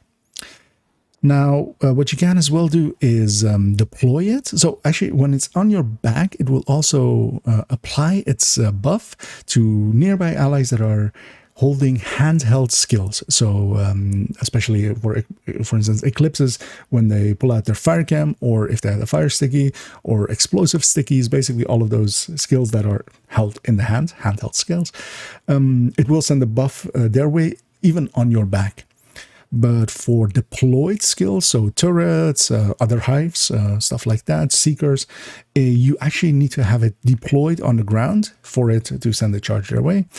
And you can do that to assist your allies. It isn't super effective as it's only a 2-tier artificer, but it's better. I mean, at times it is worthwhile to do, especially if there's other shield users alongside you. You can actually deploy it and heal all of you guys up. But at that point, it does start to use charges. So when it is deployed, when I pull out my shield, you can see that it goes to 15 charges there. But actually, if it's on my back and it sends out a charge, which we will do in a few seconds, you will see that it actually doesn't decrease the charge count. And actually what it also doesn't do is actually check for the charge count. So if you're running cool skills and it technically doesn't have any charges, or especially if you're running cool skills together with the one that I forget actually what the name is, which is currently Scavenge Skills, that is for this season. Even if it has no charges at all on the hive itself, it will still actually heal your shield every 10 seconds as long as it's on your back. So it is actually quite useful, especially in Summit, as you can run both of those directives and actually not suffer that many of the consequences. Furthermore,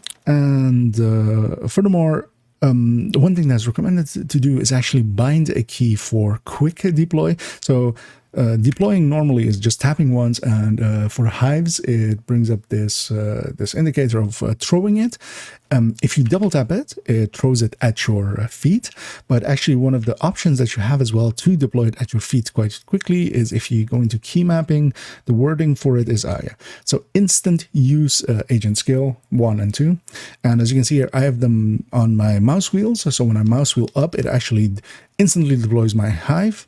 And that is actually a little bit better than double tapping, because sometimes the game does not agree that you have double tapped, especially if you do it really fast. I feel it quite often, and then just brings up the throw mechanic. And the thing with the throw one is that it actually takes quite some time to go through the animation, and then also for it to land on the ground, where even if I have my shield out and I hit that instant skill deploy, or it goes pretty quickly to the floor. And going pretty quickly to the floor is quite important here. As you can see, I have that little blue line going between me and the artificer, and that leads up to 5 meters radius around it. And that is the Faraday effect. And you can use the Faraday effect quite effectively to save yourself from getting disrupted or shocked. So whenever a dog nearby is doing that sound of exploding with either the sniper dogs doing a disrupt or the grenadier dogs giving you a shock, you can actually quick deploy this if you're smart. And I'm not. I will quite often forget to save myself from disruption or such. But even recently with Keener, I actually showed where with Keener it is actually a bit of a time save. So there I do remember to do it. I deploy it, I become immune to his shock that he does when he jumps down, and I use that to quickly kill him for that league that is active this week. Now, moving on, we are going to go into tactics now, and especially it is a red build, so it's basically using all of the red build tactics, and that will be way too much to go into, as I have gone into some of them with other red builds that I've shown obliterates and such during the gameplays. But what I specifically want to show here is what the shield can do alongside red builds. And first off, there is actually an elephant in the room that we need to discuss as well, which is shield peeking. If you have learned, if you have heard that term, and if you have not, what it actually is that. So when I'm aiming here, as you can see, the indicator, there's that red little dot that indicates that I'm actually going to hit the wall in front of me instead of the wall at the other end. Those two walls are actually the same color. Let me find 2 walls that are not the same color as we can maybe do by here. So here it will be clear because there's some distance between us, or let's see. I maybe should have looked for a spot. Actually, I can do it, of course, like this.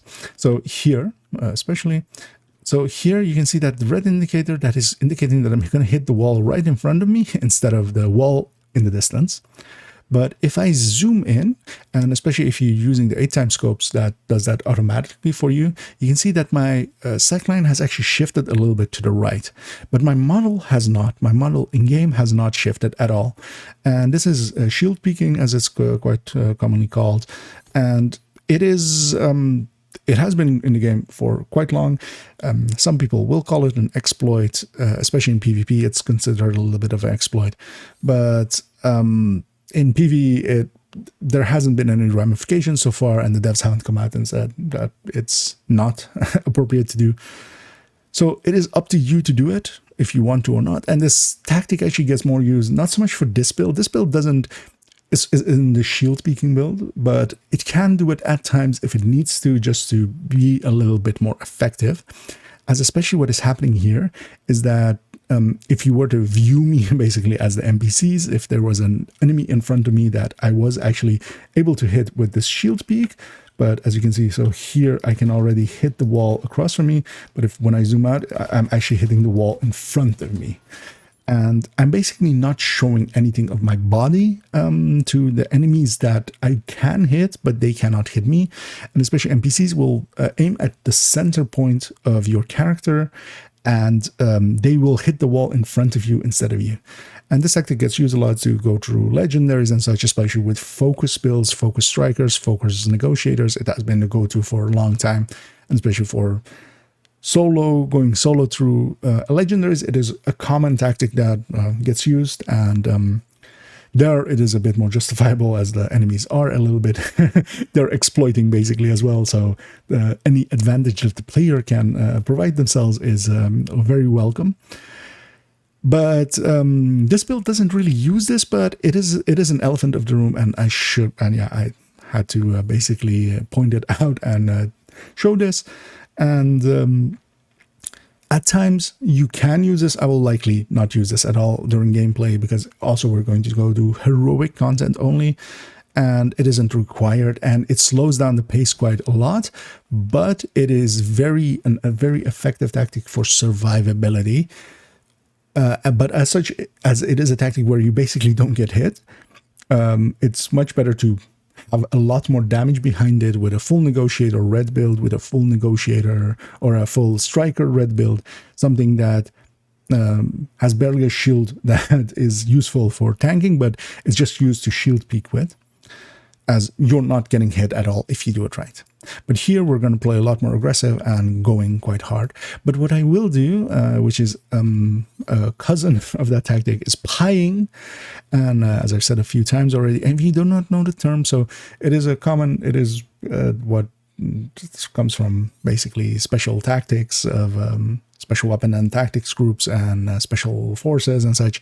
And pieing is basically that you split whatever you're aiming at, whatever is in front of you, into sections, into sections of pie, and just you, instead of trying to eat a whole pie at once, you just eat a slice of pie, and instead of exposing yourself to all of the enemies, you expose yourself to one. So let's say, for instance, just for showing it, but I'll show this in gameplay as well, but just to explain it here, if all of these separate items in front of me, all this clutter in front of me was separate enemies, and so was that bag, what I would do, instead of just rushing in and putting myself in front of all of them, is what I would do is come to a wall that is on my left, because the shield you cannot. So without a shield, you can of course swap shoulders, and you can pie a room with over your left or your right shoulder with a high wall.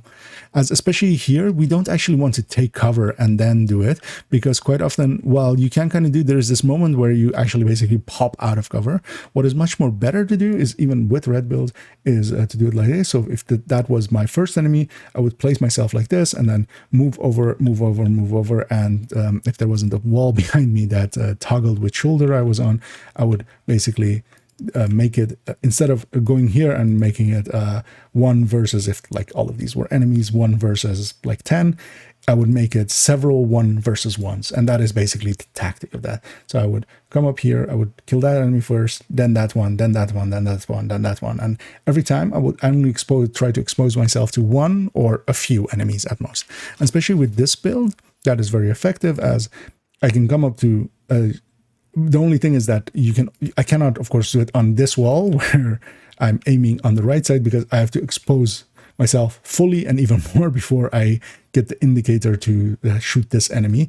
And even if I were to start over there, I'm fully exposed. So you need to have a wall on your left side, and then you use your shield, and you make it, instead of going out and facing multiple enemies, you just make it a 1 versus 1, where you just take out that one and then move out a little bit, hit that one, hit that one, hit that one, hit that one. And then usually basically when I see sparks in front of me, I know that I'm too far and I'm not hitting out.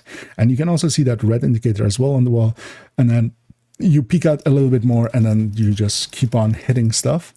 And yeah, this is pieing a room. So this is usually what special forces do when they enter rooms, and it is a common red tactic in not just this game, but every game that you will ever play. It even in airsoft and stuff, this is a tactic, and it is one that you should employ. You should make, instead of fighting 1 versus many, you should always try to make it 1 versus 1s. And this is the tactic to do that with. So you just peek out, you just make yourself as small of a target towards only basically expose yourself to one enemy, and one enemy at a time, and go through and deal with several 1 versus 1s, and especially with the shield in front of you here, and enough weapon damage behind it, and crit damage and such, that you are able to kill one enemy quite quickly. That makes this build, that helps make this build quite more effective. And that is the reason why I was talking about sometimes falling back. When I fall back, I do it for that reason. I fall back to a wall, and you need it to, of course, be, so you can't do this on a chest high wall, because of course you're just exposed over it. You need a full wall to do this tactic with. And that means that, yeah, full walls and high walls are your best friend. And you just go hide behind them and start pieing rooms and pieing sections of open space. And yeah, that actually concludes the tactics that I wanted to discuss, because most of the other tactics are basically red build tactics, and I'll discuss some of them while we go through them. And yeah, that will come in gameplay in a second, where I will actually go in the same order as I introduced the builds, with starting with the high end, going into the striker one. We'll do the negotiator, and then come back to this Heartbreaker as the finale. And I've already decided where I'm taking each one. And first off, we're going to take the high-end one into a bounty and some open world activities along the way to it.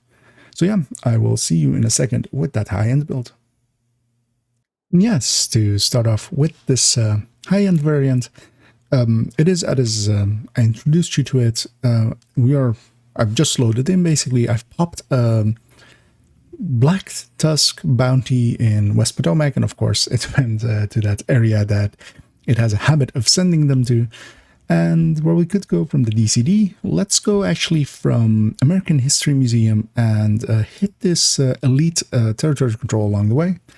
And we'll just do those two with this build, while I briefly give how I play it basically. And here I have also two directives active. So Scavenge Skills is active together with Fragile Armor, and both of those are not much of an issue for this build, as I'll just try to not armor break. And actually the Snitch, as with my Snitch guide I showed, is, as he is quite often here, I will actually take a second to grab that bounty.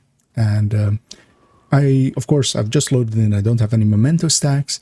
Along the way we will have this patrol already, and I will just rush up to them, field out. And this is the gameplay loop of this. You either rush into stuff and kill them quickly, or try to basically charge up first a little bit before you become too aggressive with it, as I will do here.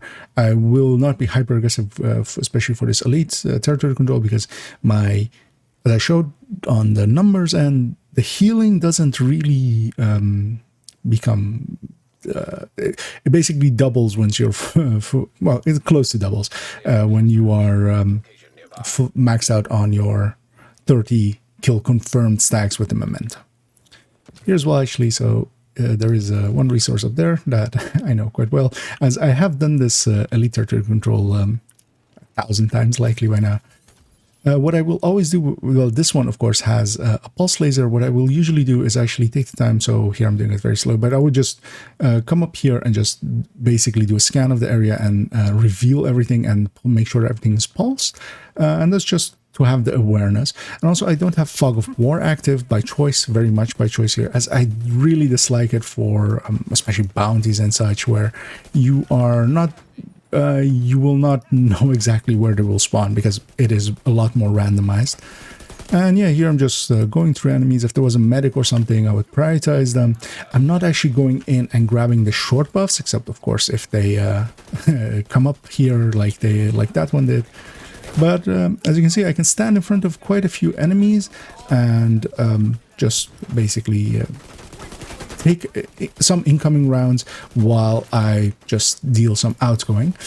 One thing as well, and that's also why I'm going after Black Dust, I wanted to discuss, of course, so we are stuff like the mini tanks, as that one that I just took the time to really make sure that it died.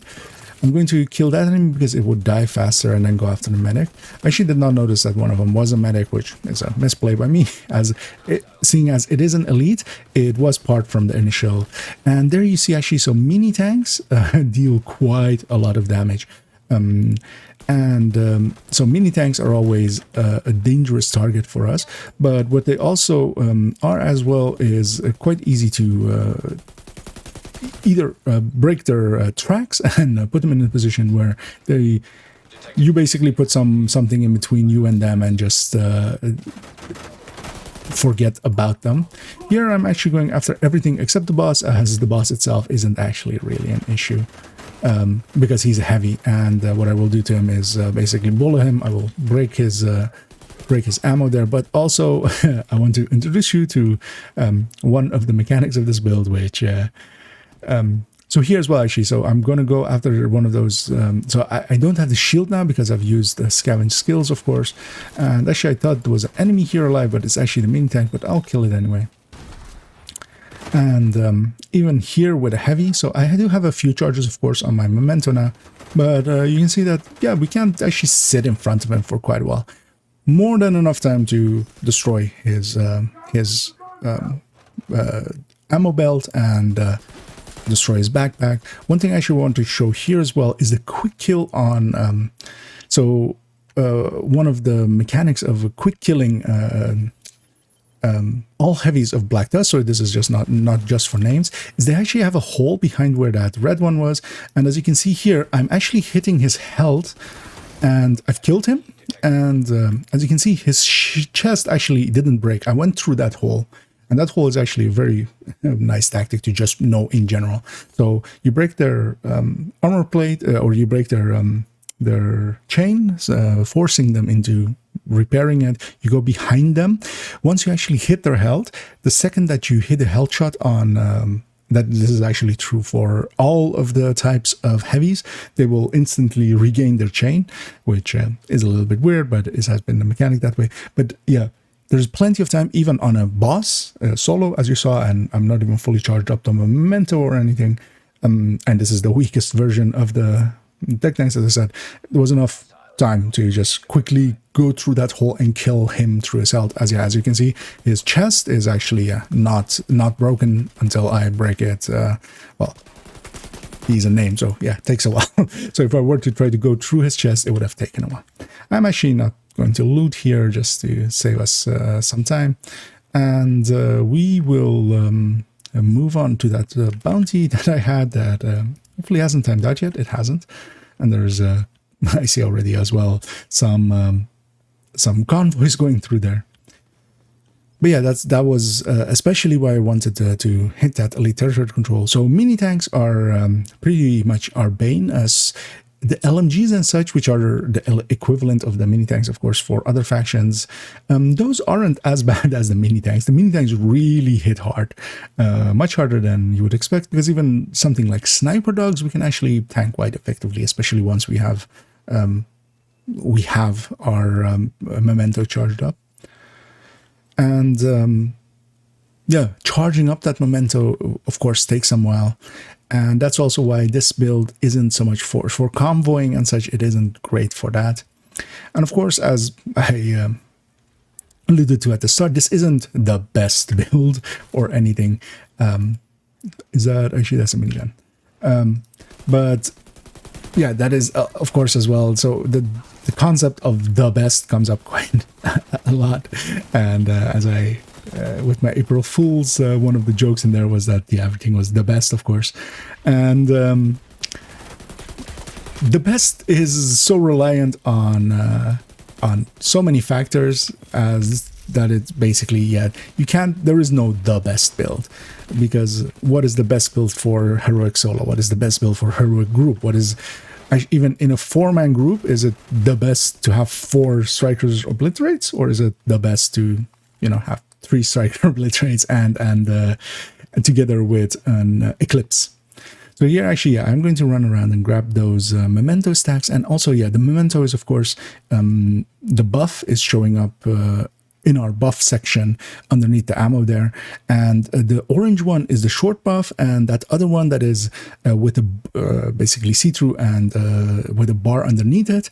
The bar underneath it is how many stacks we currently have, and that filling in of the white part of the other on that, if you do not pick up charges within 5 minutes, then you will 300 seconds, 5 minutes, then you will also lose your buff. So if you go to the toilet, you will also lose your buff. And as I said as well, going to shared areas. Actually, I didn't say because that was in a section that did not survive. But here again, I'm going to quick kill this heavy. So I'm going basically through that hole. It is, I barely didn't make it because I aimed a little bit poorly. But as you can see, I can play really aggressive, and my back was to sniper dogs, or well, actually normal sniper, I think, somewhere, and we were fine still. And that's the strength of this build, that even while I'm not paying that much attention or trying to play perfectly, I just keep advancing towards the enemy and just try to deal with them. The one thing we have here as well, of course, is that scavenge skill is making it so that so with this boss, I wanted them to melee me. Basically, I wanted to get into such short range that they melee me, because out of the 3 options, either them shooting me with their sniper or them shooting me with their pistol, their melee is actually their weakest. So you will see me do that quite often. I will go so short range as to force enemies into, especially if, for instance, if we do run into rogues or something, then especially there, I will try to invoke them to melee me.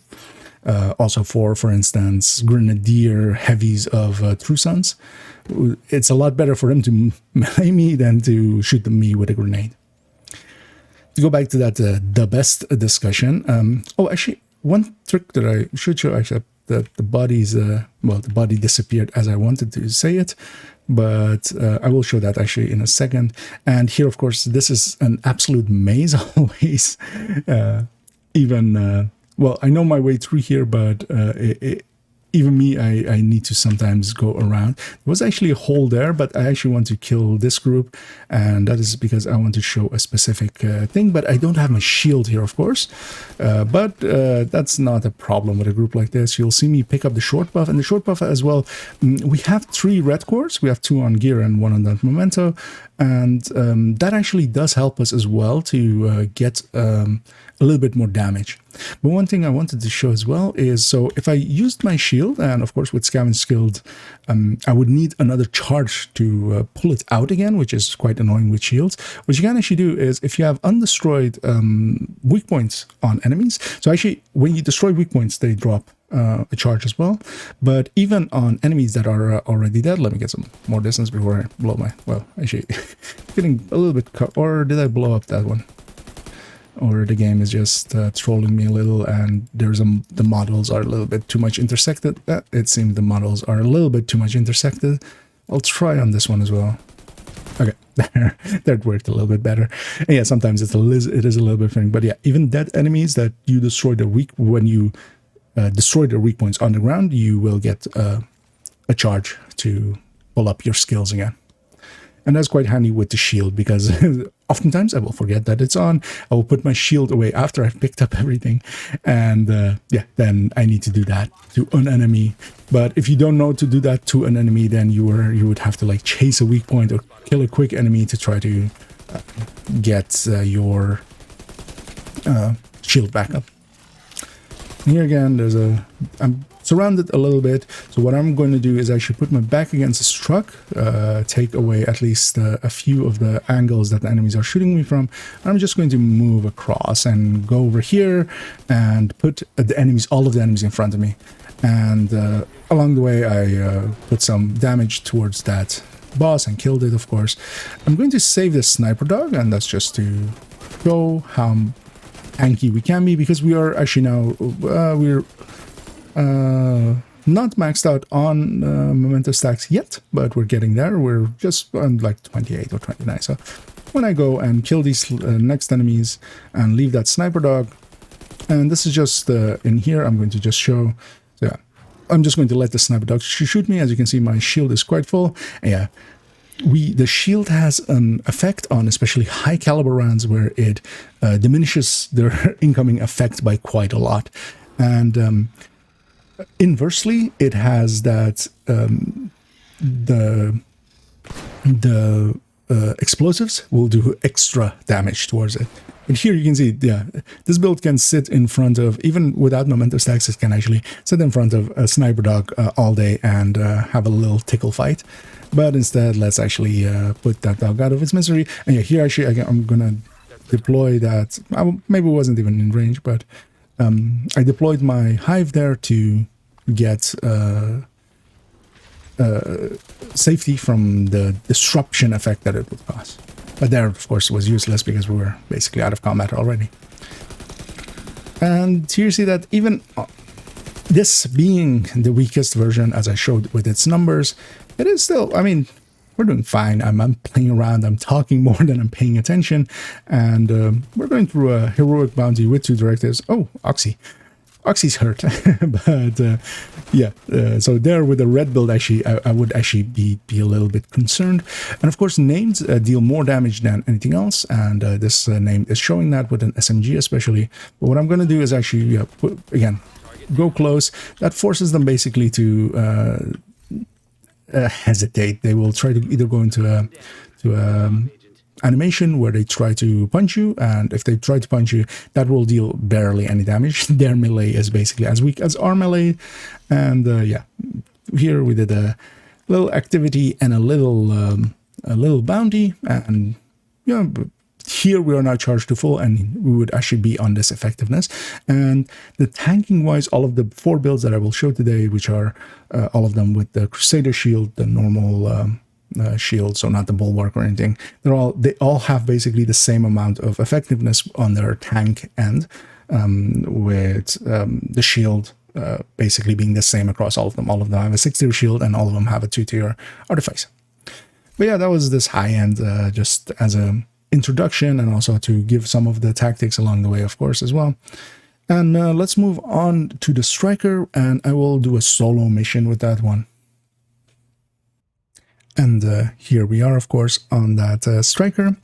I've chosen to do DARPA, as I pulled a few of my friends to what mission they struggled with the most or found the most difficult, and DARPA won by a little margin, and very much an impassioned speech by one of my friends about how much he disliked the boss fight. So we're going to go do that. We're going to do it on 3 directives.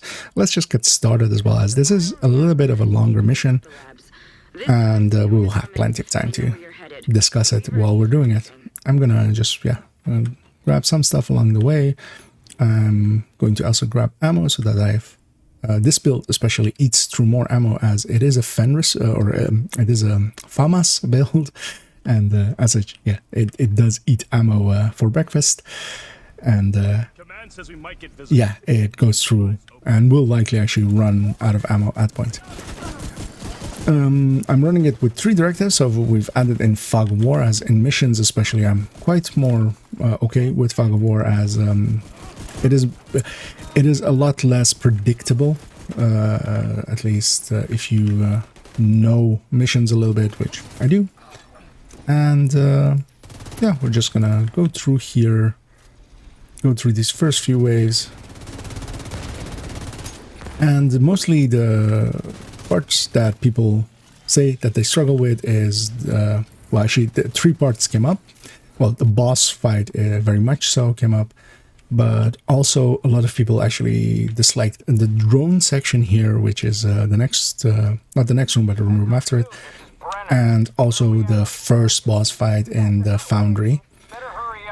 And all 3 of those are actually, they're designed a little bit to mess with red builds. So those are mostly rooms that having a little bit of support or survivability or healing, having something other than just a full damage output actually helps a little bit. And of course, in groups, we do that mostly with having an eclipse in the group. Power spike detected. And we are halfway charged on the memento already, and yeah, the region of the memento especially is going to come in handy here as well. Get surrounded at points, especially with the boss fights. I'm going to grab ammo again, and here we're going to head in. I'm going to do the right side first, so you have to kill these drones first, I believe, before the buttons become available. I've actually not done this without being an eclipse or having an eclipse in the group for quite some while. I actually consider now, so this should, yeah, this makes the button available, and we basically have to stand in these 2 generator spots until they are filled up, and that will give us access to go out of this room. And usually what you want to do, especially in groups, is to have 1 person on each charge, and charging it up, charging both up at the same time. But here, of course, I don't have the option. I'm solo. The downside as well with, of course, Fog of War is, yeah, sometimes you don't have the directionality easily available to you. And yeah, the drones are coming back down again. And as long as I keep this mostly in front of me, I'll be fine. As what these drones are mostly designed to do, and also in the summit as well, when you have drones and stuff, is that they're chip damage, and chip damage is the bane of especially glass reds, and this build is basically the antithesis to that, where we actually chip damage is going to go on our shield is going to just heal itself up more than that chip damage can actually affect us. And I'm going to also, what these all provide, the drones and such all provide as well, is that they will drop memento stacks for us and give us bonus armor, which we can use to also mitigate that issue. But yeah, even a red build with just a memento makes this room a lot easier, especially solo. And that's really why I kind of wanted to push these builds onto people, and is one of the reasons actually that I wanted to start doing master classes, as from the first moment this was basically always in my mind as something to show other people, as yeah, these builds are quite powerful solo, I feel, and quite useful solo, and they are my preferred build solo. And a lot of people have, and I have in the past as well, pushed people mostly to red builds, to have that be their main build, even solo. And well, I have done that in the past, and to others, and actually I used to run glass red religiously, especially in the first 2 seasons. Yeah, I am no longer of that mind, and I'd rather have the easiness of these builds. I will actually grab these shock rounds here, especially for the just for a panic button. There's actually a chest back there as well. You can kind of see it there.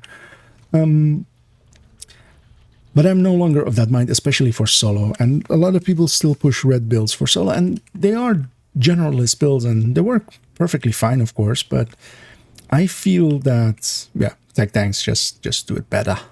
And their downsides is more, of course, that in groups and such, they become less useful, because if you're in a good group, then you don't need the survivability that this provides you with. I'm going to rush in and I'm going to actually stack on this heavy a little bit on my way up, and I want to go up here. I did take a sniper round, I think, somewhere, and here I'm now a little bit more safe. And I really like this corner for this boss fight as, well, we are elevated, of course, but also the boss will spawn from that door over there, and I'll be in a position to deal with him the second he comes out, and that makes this room a lot easier, as this boss is very skill reliant and will make it... a prolonged fight with him is just going to be quite annoying. I've of course got blinded by a mini tank across, but I want to finish this dog. Then I'll move on to the mini tank. And as you can see, I am basically, this is a more prolonged fight, and we had a bunch of dogs, we had a bunch of heavies, well, one heavy, and that means that I am actually stacked to 200. So this build is actually now outputting quite a lot, and that makes this build very powerful. And actually considering now, yeah, the against Black Tusk, this actually quite works well, because yeah, they have more of those chunky enemies, like the heavies, like their dogs and such, which you can very well stack on. I thought actually that voice line coincided with the, oh yeah, that is the voice line. And here, yeah, I'm just pushing in and just quick killing this boss. I want this boss gone, and then I'll deal with the rest. And there, yeah, you saw, especially, yeah, this one is the highest damage one once it's stacked to 200, and it is stacked to 200 here, of course. And yeah, then it does actually work quite well. But I still, and that will kind of likely become clear a little bit when we move into the Negotiator and the Heartbreaker, especially. The Heartbreaker does close range a lot better than this one.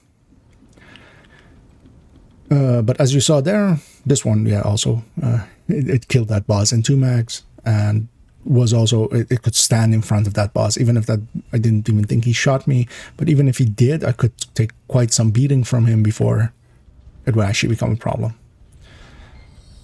And also all of those sniper dogs and such, yeah, we could just stand in front of them. As long as our shield was pointed towards them, it was all fine. There's a chest back there as well, which I'm all skipping just to move this along, as yes, this is again going to be a very long video, a lot longer than I intended perhaps as well. But I feel that, yeah, not much time has been wasted really yet. While it is long, it is also quite dense with passing along information about this build and giving you insights to it. So I hope it is worth it to you to in parts or as a whole, if you in its totality, to have watched this video. Here I'm just going to kill her by destroying her drones. Usually there is a heavy here, and there is here, of course, and the only thing I'm concerned with is the door on my left. And with these builds, so while I can actually, I was going to say I'm about to run out of ammo as well. Well, I can actually play them, of course, as close range builds. Sometimes I choose not to, and there is safety in distance. And here, actually, I grabbed some ammo. I'm going to stack up on him. I'm going to reload my FAMAS back up. There's one enemy and a heavy. I don't see actually where the other enemy went. I'm going to chain this heavy again. I'm looking for the other enemy, because yeah, heavies don't really, they don't scare me. I'm going to, oh, his backpack is already gone, so yeah, I'm going to chain him again. And then go and do the quick kill. Which is there. And there's that last enemy. Oh no, there was, okay, there was 2 enemies then. There was another red I saw scurrying around. Although I hear a dog now, so actually, yeah, we have one more spawn as well. Going to stack up on this dog again, and yeah, dogs are great for stacking for Striker. And while I am basically in the middle of a room, that little bit of incoming from them, yeah, it isn't enough to concern me too much. There's also, yeah, I have a bunch of stacks around me. If I need to, I can run around, grab some memento stacks and the bonus armor from them. I am actually going to take go up high here and try to find... Oh, there he is. Try to, yeah, find him, which was likely the last enemy, which it was. Gonna drop down here, and we're not making great time on this mission. We're like 10 minutes in, I feel now. And I'm gonna grab ammo along the way here and stack on these enemies a little bit. I'm not even gonna pull out my shield because I will forget to grab a Scaven skills along the way. One thing I did want to actually talk about is that I'm of course not running a special ammo directive, and special ammo from Black Tusk is Disrupt, and that is very deadly to this build, and that is one of the primary reasons why also in Summits I don't usually run with the special ammo directive, because for True Sons and Rikers that do bleed, and Outcasts and Cleaners that do fire, those are basically fine because they will they will hit the shield as long as I make sure that they hit the shield and not me. I will not catch on fire or bleed from them. The disorient from hyenas is annoying because it will actually just go through the shield. Even if they hit the shield, you will get disoriented, which is very annoying. I'm going to push deep and go across. And yeah, just if I get hit, I'll just hide behind my shield for a little bit and let my memento regen me back up. But I want to be on this side so that when the next waves spawn, I'm basically in their face already. And I'm letting myself get surrounded a little bit, but I'm fine with it as long as I'm basically not getting armor broken. And we likely, unless a sniper dog spawned there, I was always going to be fine. Oh, we are actually done. The marker isn't moving. Break through the... Something is still alive, and there he is. He was behind the door for a little bit. And one of the things with mini tanks as well, so once you kill their owner and we go out of combat, they will actually self-destruct, so don't waste your ammo on them. Here the gate is getting gate jammed, of course, and this is gate peanut buttered, and we have a peanut buttered and jammed gate, which is a silly joke that still that like it's a 4-year-old joke at this point that we still keep making.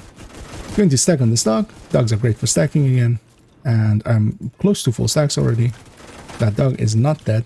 He was close to dead, but not actually dead, so I should actually finish that job. I'm actually just going to kill this mini tank because there's several more waves, and yeah, mini tanks are the bane of us. And we're just slowly making our way through this mission. And of course, so for instance, if I was running, well, at this moment, a determined build, which is quite broken still at this point when I'm making this video. If I was running that, that could, of course, do this a lot faster. But it's not so much about doing it fast once, speedrunner style.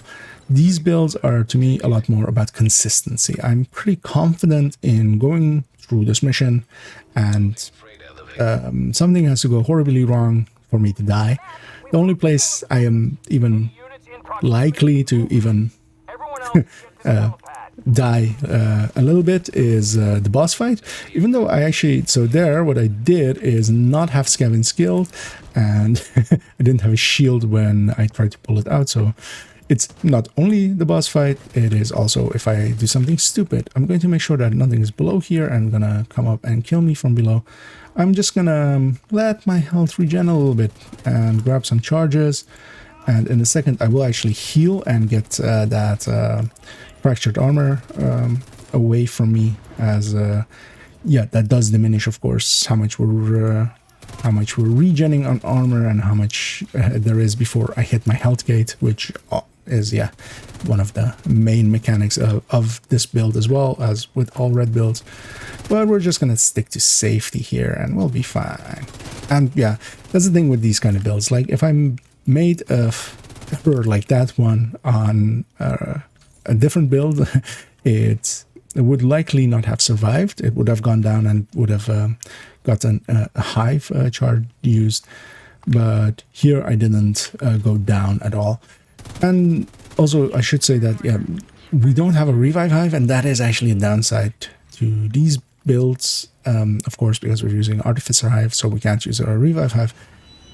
And that's just something you have to kind of deal with, but eventually you will reach a point that you will die less with these builds than you would with a red build in totality. So with a red build, you would just die twice in a row in difficult situations, where these kind of builds kind of can deal with them. And I somewhat kind of sound like a salesman for these kind of builds, but I do also, I have basically been a salesman for these kind of builds to quite a lot of my friends, and most of them have converted to basically running a variant that they like. Most of them the Heartbreaker, some of them the Negotiator, as their solo belay builds. I feel quite strongly about these builds being one of the better choices for solo, especially if it fits your playstyle a little bit. And yeah, so this one is actually less aggressive, as you can see. Well, this is also a mission where I'm not comfortable going full aggressive. I came here actually on this right side, so the position I took here, especially around this one, you can see that I can shoot out both of those boxes pretty well. And that's the reason why I take that position on that right side.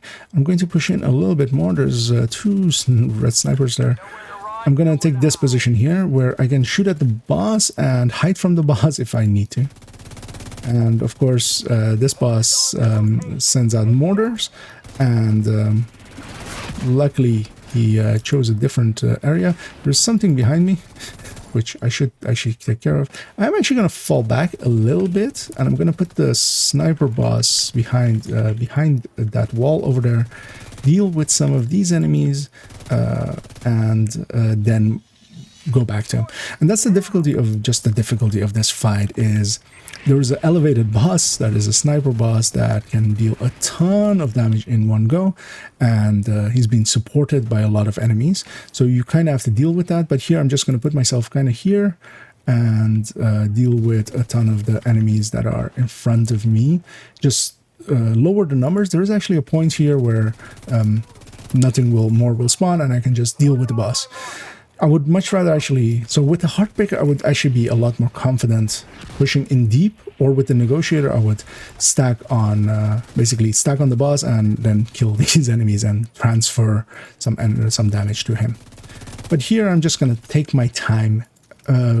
I don't want to die here, basically. I don't want to, I've said this is a little bit of a more difficult mission, and then if I die here on this one, some people would hold it against me, like you tried to show how easy it is with the tech tank and you failed.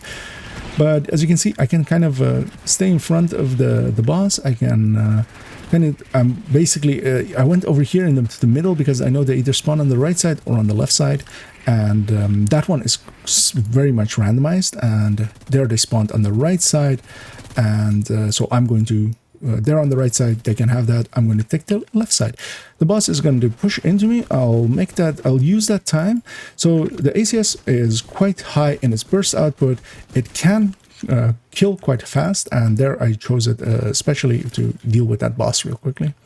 The boss is gone. We just have some enemies around, and this fight is basically over. And there it is over. So going to call in the flare, and then we have a few seconds till it completes. I'm actually curious how long that took us, as I actually did not prepare a timer for this part, which I often do have a timer on my phone, just running a stopwatch, actually, running to know how long it took. It was exceptionally long before the mission ends popped up, but that's likely still issues from people farming. So in a second we will have access to our stats, and I'm mostly concerned about how much time we took.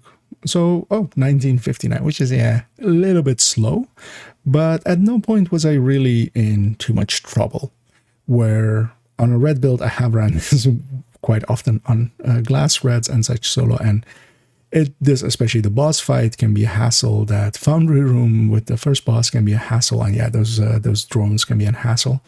and much less so for a tech tank like these. And that's why I do enjoy running them, especially for solo content.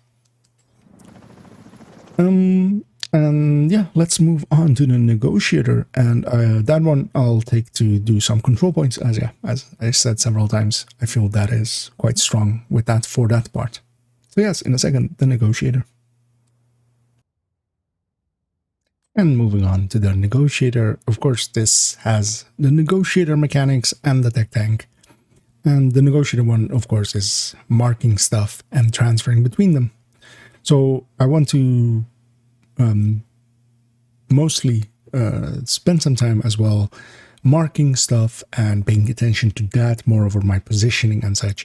So this one I mostly just play a little bit more mid-range than the rest, as also this one doesn't need to get in close proximity to stack with an ACS or something, which the Heartbreaker and the Striker do.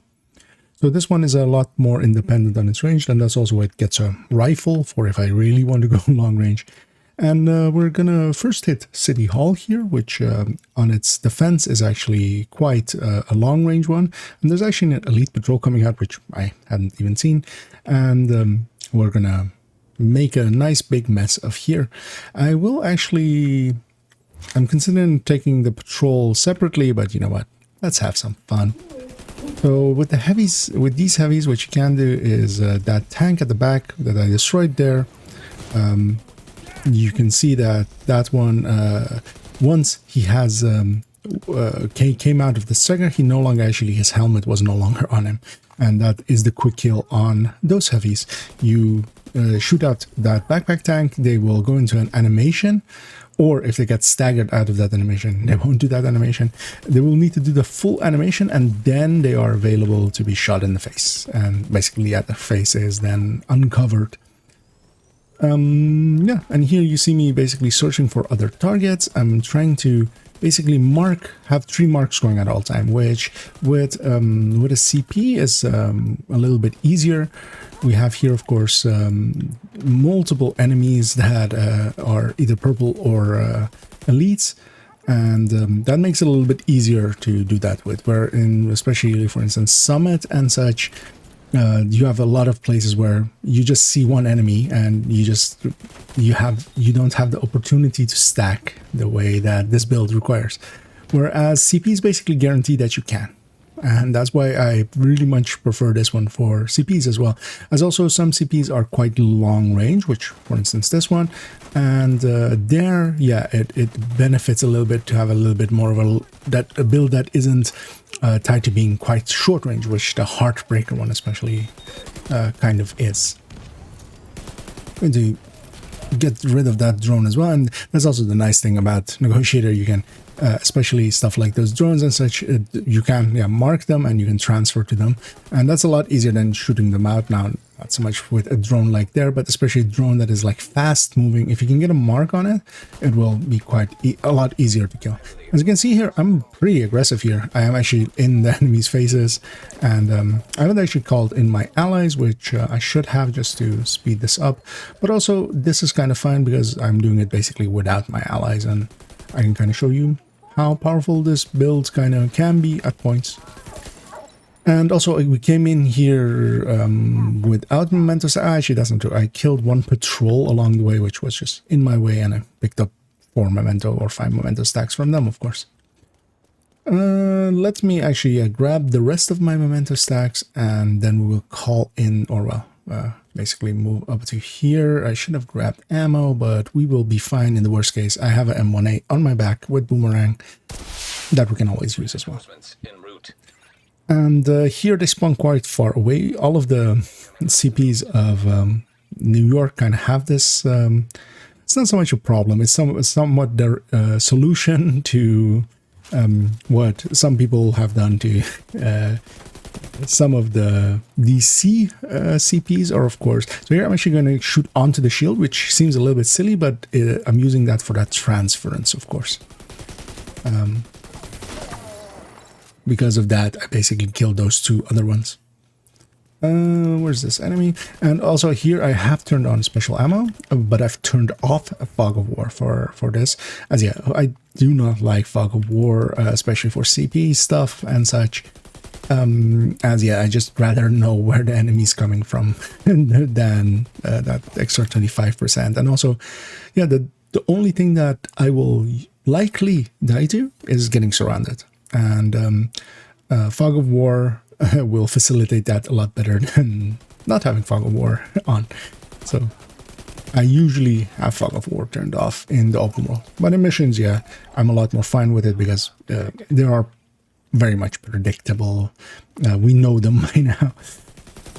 Where here, yeah, sometimes you have a patrol just coming up behind you, you have other stuff just pushing up on you all of a sudden, and that is like the few times that I do die, especially in groups or such as when fog of war is on and I just missed a patrol moving up behind me and such. There I just use the transference to kill all of the allies of this elite, of this named. So all of his elite that were spawned with their, I just marked them and then they died because I shot the boss.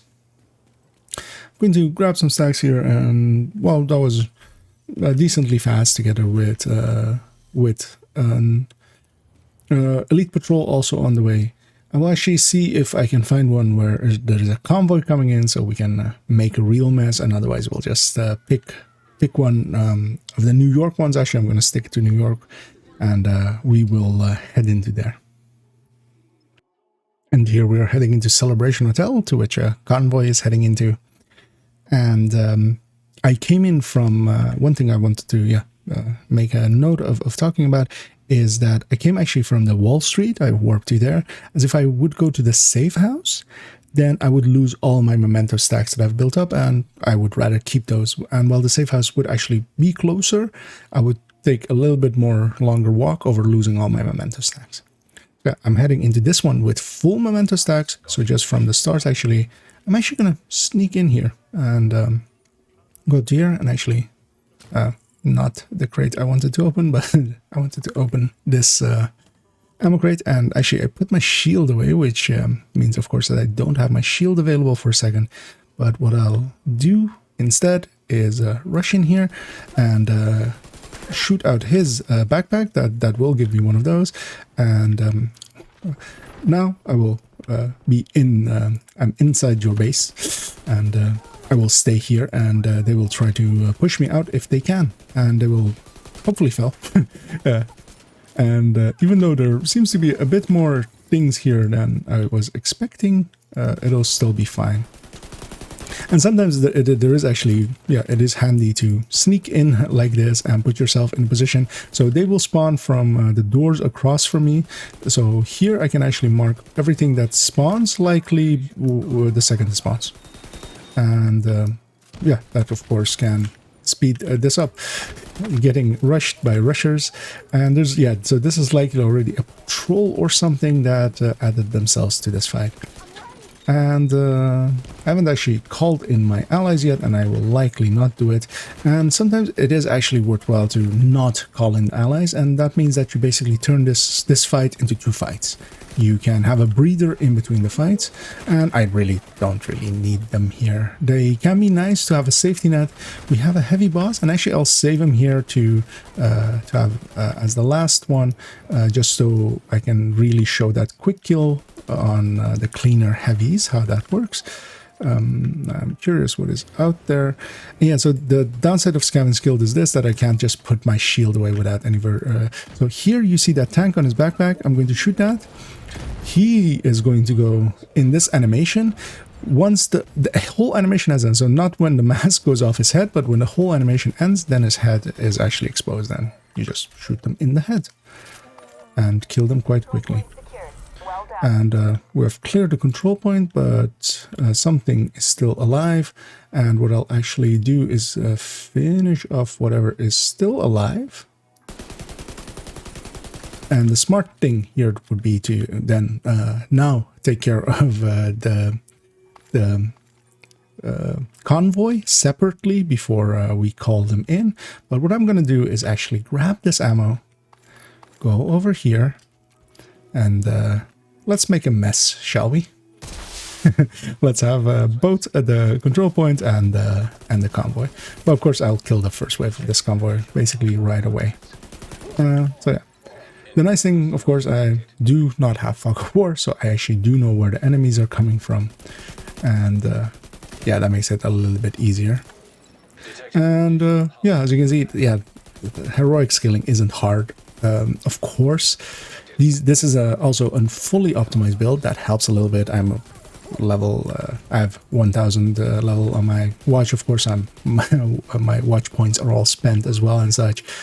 I am not using a graded weapon here, so it is a non-graded weapon, and I have a grade 20 Mark 16 available. I just didn't want to use that here yet. I'll use it only at the end with the Heartbreaker and group content, just to show how much that increases, but also I just wanted to tame these builds a little bit and not show them, because yeah, you would have another, as we showed with the numbers, around another 8% extra output. They are fighting amongst themselves, and well, that can be handy. I'm just going to go kill them all. And actually do not remember which faction was actually tied to the CP, but I'm gonna guess the Rikers are an extra patrol. I'm trying to min-max with my output by marking multiple things. And they have now gotten my ire, and I will focus them down. Here we have, of course, so with this CP, I'm actually going to shoot this guy even while he's exploding to kind of put some damage transference onto that LMG. And yeah, these are tickle fights that I was talking about. As you can see, so there's an LMG there. I could sit in front of this guy for the next 4 days and well, actually no, he'll eventually get through me. But also what you can especially do with these, even on red builds, if you want to deal with the turret, is that if you shoot it in the legs underneath it, that actually is quite weak. So the underneath there is actually you saw armor plate basically break, and then the turret kind of dies really quickly. I'm curious as actually what I'm fighting here. This is a territory control that was within quite close proximity. We'll take it. My allies are likely fighting all of the CP enemies, as I called them in, of course, but Rikers do not have medics, so it shouldn't be an issue. They're with the factions that do have medics, the True Sons, the Black Dust and such, yeah, if there's a medic on the loose and just rezzing everything, that can actually make it a bit of a hassle. But here we dealt with that territory control, we dealt with that supply convoy, and some waves of this control point, and let's go finish up here and get our control point rewards. As I had a little bit of an issue of my mouse tagging into stuff there. Here they will have spawned far away again, as otherwise they would have already shown on my minimap, and I was blinded there and huddling in a corner. Turns out I need 1 stack of scavenge skill to get my shield back, so I am gonna take a detour and go over there so I can have my shield. Yeah, as you can see, the output of this, especially on solo, yeah, it kills more than fast enough to work out fine. That Russia was of course chasing me, but I was fine with that, as I knew that the transference of killing that other enemy would be more than enough to deal with him. There, of course, I did that stupid thing and I lost my shield, but as you see there as well with scavenge skill, I only need 2 charges of scavenge skill to get my shield back from destruction.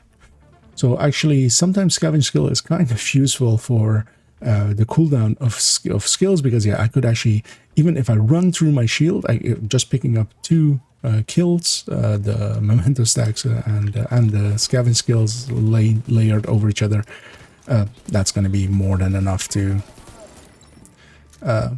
yeah, get your shield back after it's destroyed.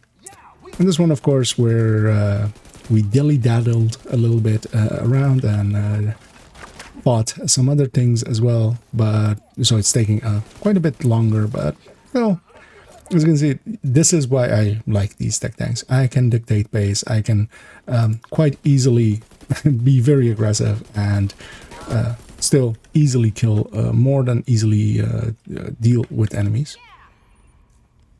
On this one, actually, let me go see what we get in the supply room.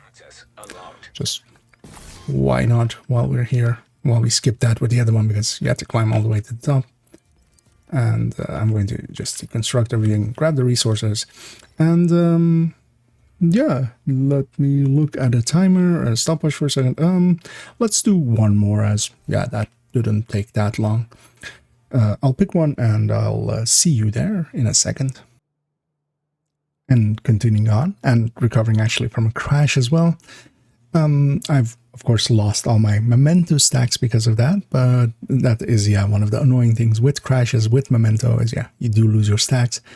And here I'm heading into Widow's Web, and along the way, well, yeah, as you see with memento stacks on the floor, there were a few patrols here that I took care of, but we are mostly again down to, well, low stacks. We're under 10 stacks likely. And with this one again as well, I'm going to actually sneak in and take this right side. And yeah, this is always recommended with this kind of builds as well, as I want to be close in anyway. And yeah, as you can see, there are, it's not stealth mechanics, but you can kind of get pretty close without enemies noticing you. I'm going to call in my allies here because I want them basically in here because especially on this CP, it can be quite annoying if they intercept one of the spawning defense groups. I'm actually going to destroy those two and grab the memento stacks from them. But yeah, stuff like that also drops some memento stacks. So yeah, drones, drone operator drones, and deployed explosives like the ones there. All of those actually do provide memento stacks as well, so it is quite often worth it to shoot them, especially for instance turrets that are deployed on walls. Those are actually quite worth it sometimes to shoot, especially because if they are deployed on a wall or on like chest side cover kind of stuff, what will happen is that you will receive the memento stack even at a distance. I'm curious what is actually behind me in that area. I'm not sure, but I think I hear a dog, but I'm actually going to push in a little bit more, as especially with this one, I can actually, if I was fully stacked, I will push in here fully because they do actually spawn all in here and you can kind of spawn cap them. I don't have a Scorpio equipped, which would help with that a little bit, but so I'm leaving that one alive on a low enough health that I'm confident that when I'm killing that one, that the other one dies just by the transference. Of course, we're not transferring a ton because we don't have the backpack of Negotiator as well, but it is still enough that, yeah, so I marked that purple, I marked that purple, I'm going to focus down the boss, and I'm quite confident that they will either be quite weakened or they will be dead by the end of this boss, and they are dead actually. Yeah, so we have 2 enemies left here. Going to deal with them and then deal with the defense. And again, I'm leaving that enemy, moving on to the next one, but that one was actually already weakened. And yeah, here we're heading into the defense. I'm going to actually grab memento stacks, get my memento as high as I can have it, get my regen back up a little bit, especially having 3% regen can be especially handy against the bleed rounds that are active now, of course, because I will basically out-heal bleed. I won't out-heal fire, but bleed especially, yeah, I will out-heal it. I don't see where the enemies are, but there they are. And yeah, I am trying to keep up 3 marks as much as I can. As you saw with the numbers, it is quite valuable to have at least 2 marks, if I can 3 marks available. And I'm gonna push into this group a little bit because, yeah, why not? It'll get me into my optimal, and I'm quite confident. So all of the waves will either spawn, so it's either that street, the street over there leading up, or the street down, or across. So this is one where I'm not going to get surrounded if I push in. Whereas, yeah, for instance, if I were to push in more into the middle here, they could spawn behind me and such. But without Fog of War, I'm not going to get surprised. That is the handy thing about Fog of War, as I am actually very much a player that does rely quite heavily on their minimap. I do look at minimaps quite a lot, and that is something that especially War Thunder and World of Tanks have taught me quite hard, as those are very minimap reliant. And yeah, that is a skill that can be handy to have. I will quite often just basically glance up to it, and it will be my spatial awareness. It will be my where are enemies. And especially, of course, with this build, getting surrounded, I'm putting myself closer in, and getting surrounded is the only issue I will really have. Here, I'm also, of course, so the Negotiator doesn't need to get too close, so I am playing it a bit more mid-range, and also bleed rounds are actives, and that is also another reason why I'm kind of playing it a bit more mid-range, because, yeah, when I get hit from the side, I get bled, and it's mostly just annoyance. It is not a true danger to me, but it's, yeah, you move slower, you have that darkening of your of the game world as a trying to like as an effect. I'm trying to find the other enemies to hit them, and this is actually to also talk about the Mark 16. That's why I like the Mark 16. As you saw there, I was quite confident to go after weak points at even long range, as the Mark 16 is, to me, one of the most accurate weapons. I would say it is more accurate than I would call it more accurate than M4 even. But that's specifically, at least for me, the Mark 16. So not the SOCOM Mark 16 and not the tactical Mark 16. To me, just the main Mark 16. I mesh with it well, it seems. I know that not everybody agrees with that one, and I'm kind of fine with that as well, as it seems that, yeah, it fits my hand really well for some reason. But also I do know that a lot of people don't mind that weapon at all. And yeah, we went through another attack and defense, and we did that pretty quickly, as always. Actually, one thing I wanted to briefly discuss here as well, one of the tricks you can do as well, which I didn't talk about in the tactics session, but I do want to actually talk about here, which is something I quite often do with this build, especially at mid-range, is if you put your back against the wall and pull out your shield and then ADS, if the camera has nowhere to go, you get this view, which is very clear and easy to see where enemies are. And yeah, as you can see, like, I can use this to really easily hit far targets instead of here where my character is kind of blocking it a little bit. But of course, if you were to like do this with a red build, just stand in open and with your back against the wall, you would get shot. But of course, here we have a shield to defend us, and that, yeah, makes it a lot easier to make that choice.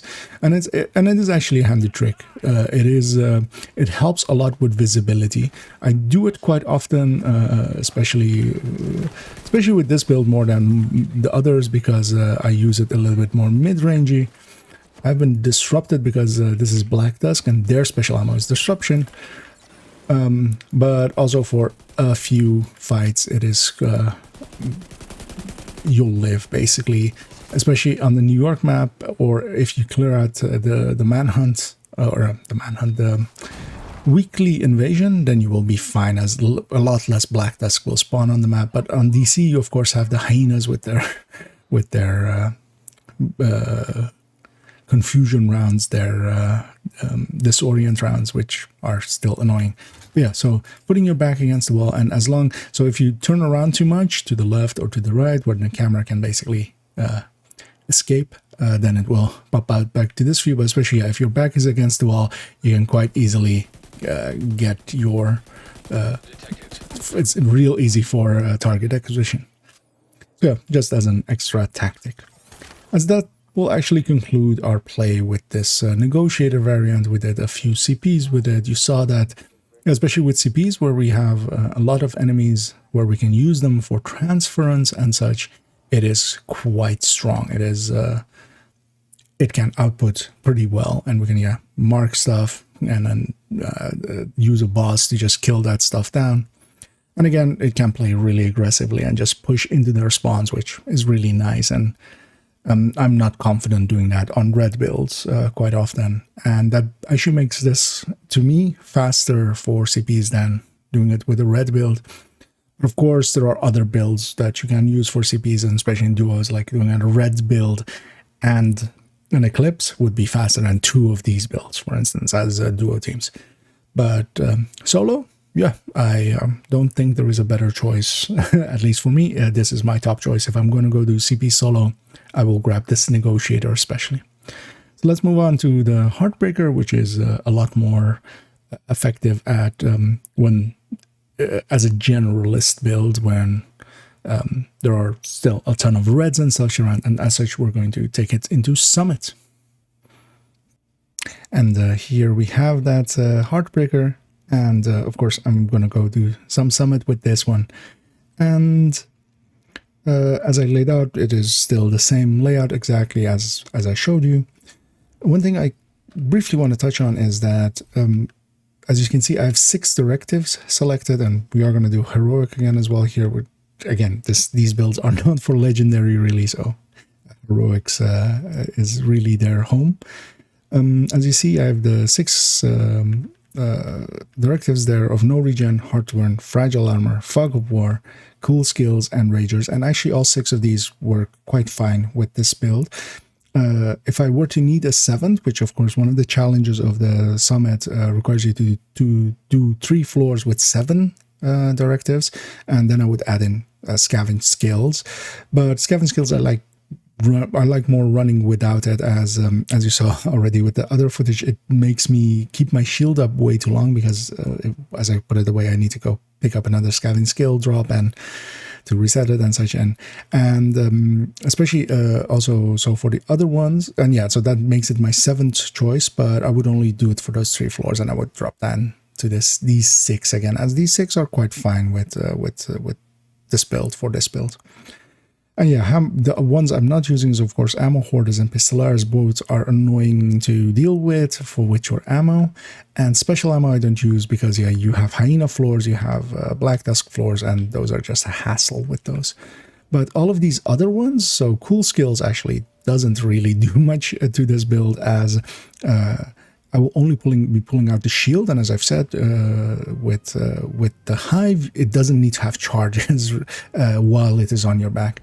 So the only thing it would need is if I were to want to use it for my allies, but as you see, I'm solo, so no allies.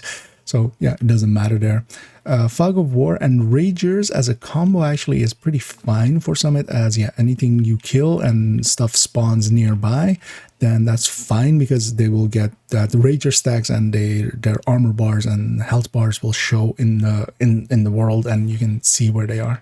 Detected. And we're starting off strong with a Shade Tech. One trick with these Shade Techs, especially if you're a Technician, as you can see, I've pulled out my grenade, and I'm basically, my opening act is to grenade that box, and that will make it so that it's not, as you can see, it is not spawning anything for while it is disrupted. I did get almost destroyed by some explosion somewhere. Yeah, explosions are the one thing that kind of is dangerous to you. I knew that was a sniper turret, and I did very much dislike sniper turrets, so I went out of my way to make sure it didn't deal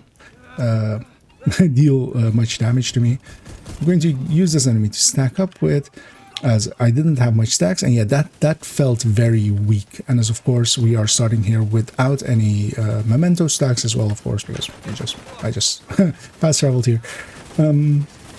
But as we're building up memento stacks, as we're building up, I don't want to leave this circle, and here I'm basically waiting for to see that Artificer bonus was gone, the Artificer buff, and I meant that once I pulled out my shielding, and it would instantly get healed basically. And here the only thing I'm wary of is, of course, those huggers. What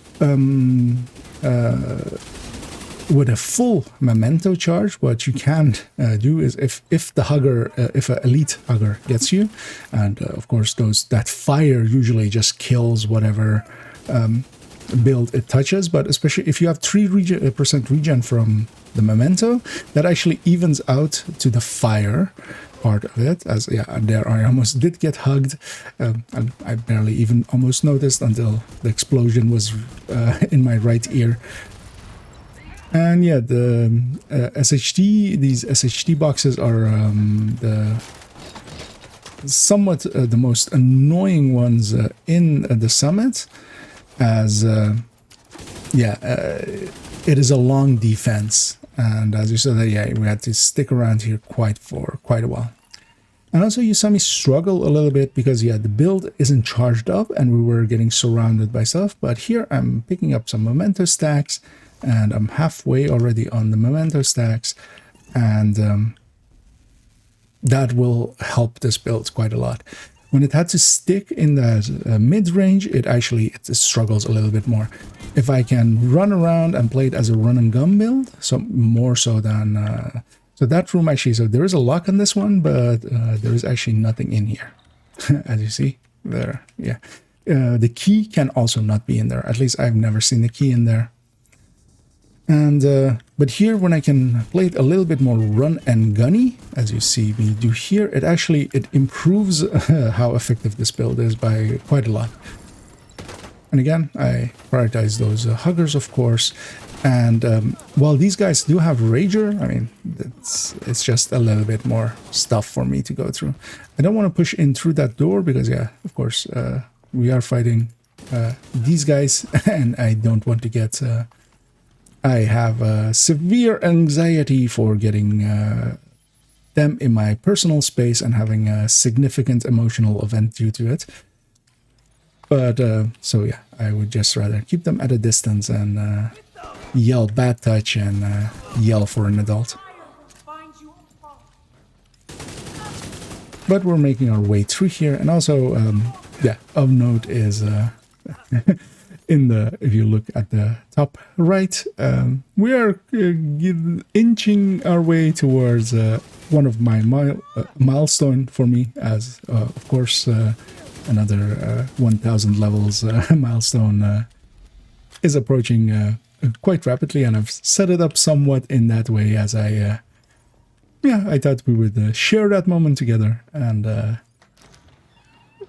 while I do not care that much about my SHD level, in the same way that I don't really care about my birthdays, there are still, I mean, it is still something, and commemorating it in this very long masterclass, it is, oh, actually, I should show here, so, stealth mechanics in Division 2. So a lot of people think that the suppressors don't do anything, but here actually, so there are the enemies. If I were to shoot this with my just unsuppressed gun, they would of course instantly just all aggro on me. Here I can, as you can see, I can shoot it with my silence pistol, and even if it explodes, actually they did hear me because they were close enough. But in several places, you can actually do that and not have that issue.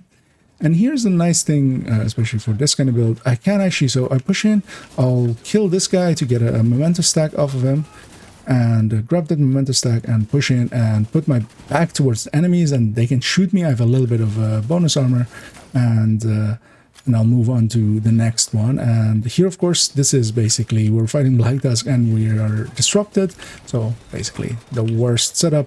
And now the jammer is gone, and I actually do have access to my shield, but even there you saw I didn't even pull it out because there was one enemy in front of me. I had a ton of bonus armor. By the time he got through that bonus armor, I could have popped up my shield if I needed it, and likely I would not need it at all, and I didn't. And we're moving on. We already have the key, so actually I don't need to check corners as much anymore. But yeah, you can actually, so there are many doors, especially where it's better to shoot them with a silence pistol, or if you have a silence main, if you have an SMG, for instance, where it is quite common to have the 5 crit chance muzzle on them, and then that's silenced as well. If you shoot them with a silenced weapon, you will not aggro the next room, which can quite often be nice. As yeah, if you let them, if you aggro them, quite often they will set up, they will be that yeah, the turrets are deployed. Here I actually want to make of note, so I'm going to actually kill this guy. One difference between strikers and I'm going to let my Heartbreaker stacks fully empty out. So strikers can stack on mini tanks and turrets and drones and stuff like that. As you can see here, I'm hitting this mini tank, but I'm not getting any stacks of Heartbreaker for it. I'm not getting bonus armor, and the buff icon or the on the buff bar, the Heartbreaker icon isn't filling up. As you can see, for instance, with there, it did get a few stacks there. Heartbreaker has where Striker can stack on stuff like mini tanks and such.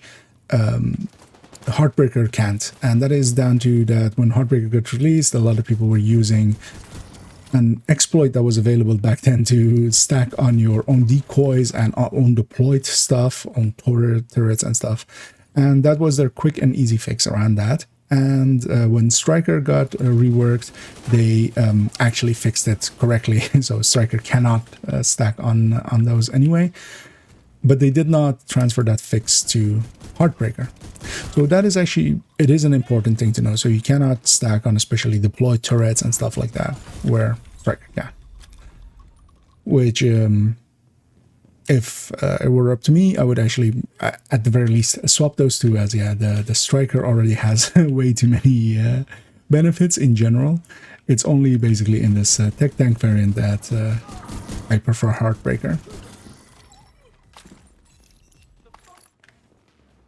I'm still checking corners for key that I actually already have, so that was not smart of me. But, and here we're fighting, I luckily got the headshot off there. We were fighting, again, the Outcast, and again, I do not enjoy being hugged. I quite enjoy my personal space, so... And yeah, especially now, so our memento is full, and while I'm not stacking well yet, I should stack up to full here. So even, yeah, that purple explosion didn't destroy my shield. It actually did not affect my shield. And sometimes that happens with explosions. Some explosions you will think, oh, that happened behind me and shouldn't have destroyed my shield, and will. And sometimes, like there, it was clearly in front of me, but it still didn't destroy my shield. And here I will actually grab this loot along the way as well. And we will push on as we're nearing the end of this this floor. Here actually, yeah, so as you see, I'm running across, and this is one of the nice things for Heartbreaker. So over Hunter's Fury, which would be another run and gun style build, or even the Hunter's Fury of with the tech tank variant, with a tech tank wrapper, is that I don't have to jump down there and be very short range. While this build prefers being short range, it doesn't really need to be fully that short range. Like, it can, if it needs to, be at 20-25 meters and still deal very decent damage. Where, yeah, Hunter's Fury would be not that. And there we have dinged 15k, and I am... it's quite fun to actually have that captured on some footage. And... well, I'll celebrate with my friends as well over the weekend, as yeah, I kind of wanted to do it with them, but this is actually during the week, and I very much wanted to end finish this video, and for that, of course, I need to run some content. So yeah, we did get we were here together for this 15k, and actually, I will quickly go into my watch and take a quick screenshot here just for remembrance. And actually, one of the things as well. So this is more just for for glamour, if you put yourself against the wall, you will get this big black screen. And in the big black screen, you actually have, you can take better screenshots. The other option is to go into skill first, and then when you jump back out, you actually have the same. So here I'm going to take a good screenshot for myself, and yeah, it is good to have reached a new milestone, which yeah, has been a while. As usually I don't really use the XP farming methods. I have convoy farmed likely more than 1k levels in the past, as we with a group I was with, we quite enjoyed actually trying to min-max that as a group of 4 and a group of 3 mostly, actually, to min-max levels per hour, and we got decently high with like 40-ish on without doing it in Golden Bullet or something, or reanimated as it's active now. But and I haven't done most of the other farms. I have done floor 10 farm, for instance. I have done the Anderson farm for just a few levels, mostly just for somebody to show me it, and so I understood it. And floor 10, I've done it for like 60 or so levels with a group that was very efficient at it, and mostly to just see them at work and be taught how to do it. But I don't care enough about level to go that much into it. Which, yeah, is a little bit of a side note, as we will continue on here as we're going on with this Heartbreaker. And yeah, let's do 3 more floors really quickly. And yeah, shields are really nice, as you said. I mean, of course, they are for stacking. They are also in the red versions. And here I'm fully stacked Memento. I'm fully stacked Heartbreaker, and we just go to work and just stuff in front of me, stuff behind me, I don't care. I'll grab the short buffs along the way, and also, yeah, basically always have the short buffs up. Yeah, that is what I really enjoy about this build. It is very aggressive, and while I'm not averse to red builds at all, and I quite enjoy them, especially in groups, Rogue Hive. they are, when supported, they are really nice, I feel. But unsupported, especially, so for instance, in the summit, where they are quite often unsupported, where it's just a bunch of reds, which I ran through quite often in the past and such, I feel it's much stronger to have one of these alongside them. But also, it's just as strong to have an Eclipse alongside them, especially in groups. But this one can do stuff where it can go after objectives and such, and that can be quite valuable at points. So, for instance, when you have those killer jammers in a position that is hard to get to, where you basically need a little bit of survivability, this build can go there, deal with that, and then fall back to its allies. And here I'm stacked back to full again, and I'm swapping back to the Kingbreaker and just burning through stuff. And one thing, if you also weren't aware, the summit, the higher you go in floors, the more elites and such spawn. So it gets a little bit harder. Also, for instance, the exotic drop rate actually does increase as you go up in summit floors. And especially the last 10 floors of Summit are a little bit harder, like if you were to compare floor 90 to 100 to floor 1 to 10, it's quite obvious. That I thought was a ammo crate, and that's always, yeah, in a dark corner. It's hard to see what color they are, but I really wanted to grab ammo. And here you see just, especially, we are also at 6 directives, and this build more than most, so especially this Heartbreaker one more than most, doesn't feel it really, and that's why I like it. And here, yeah, I'm pushing into the directive. Also these killer jammers, as we call them, the calmly modified jammers, as the game quite often calls them, you have to basically get into their circle, and then they will... that will make them available to be shot. And how they work is that it works by line of sight, which a lot of people I know haven't figured out yet, as they will stand in the line of sight of them. But basically, if you hide behind cover and are covered from them, then you're safe. So you can, it's not distance-based as with the other jammers. So the other jammers are, of course, just disrupting you. They aren't hurting you at all, but they are just through cover, through everything. Just as long as you're in range, you'll get disrupted, unless you are, for some reason, not disrupted by them. For instance, your full hazard effect, or you have Faraday effect on you. But these killer jammers, so the ones that spin up and make that sound effect, those have line of sight. Let me actually also quickly use our specialization weapon. Yeah, as an opener, actually, I quite like this one, because there I would be sure that the explosion effect would definitely not set off his chest, and I wouldn't have to deal with that fire of his. Not that that was important there, but I'm going to push into here, and again, I'm going to get a grenade and disrupt it. And that disruption is actually, if you have technician because you have flatline or something, you should. There's no reason to not disrupt this thing while it's controlled by the enemy. And you just see me running around, and that's basically me baiting out shots on me, so just so I know where they're coming from.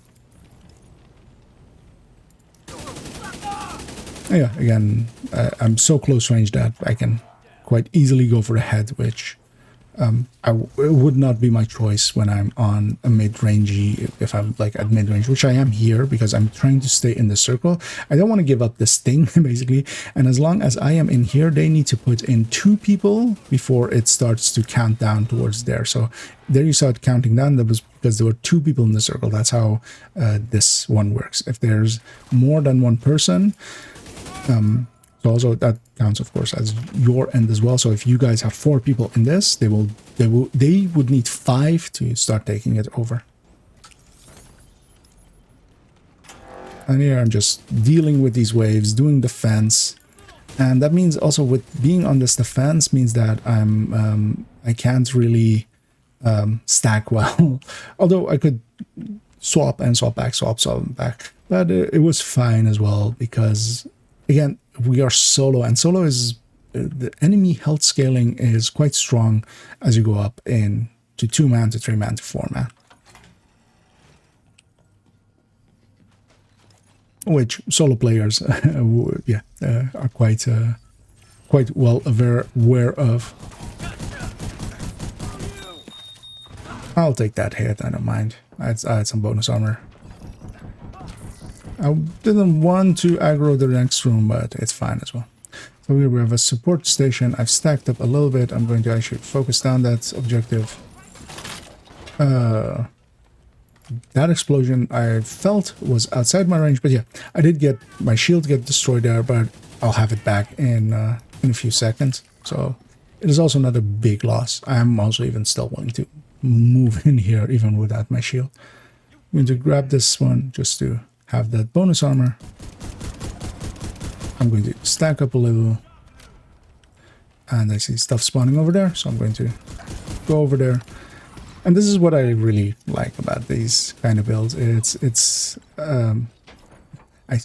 heard and saw that dogger, and I did not respond to it because I was talking, which yeah is always a thing with. It is also getting quite late, as I kind of wanted to get this footage in there just to get this project towards its end and start rendering it, as it has become quite a beast. As I do not know what the length of it is currently, but I'm going to guess it's quite long.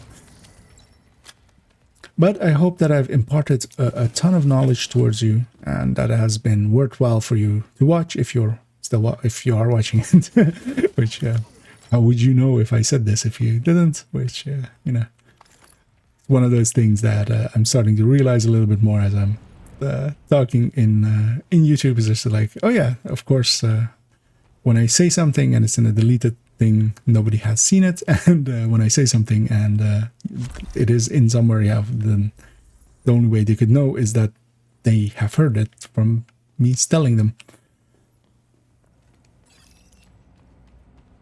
We're fighting even more outcasts, and we're likely. I didn't actually pay attention if we had a lieutenant for this floor, but so we might have a boss here, which is because this. I do know that this is the last room of this floor, and that will also likely conclude at least our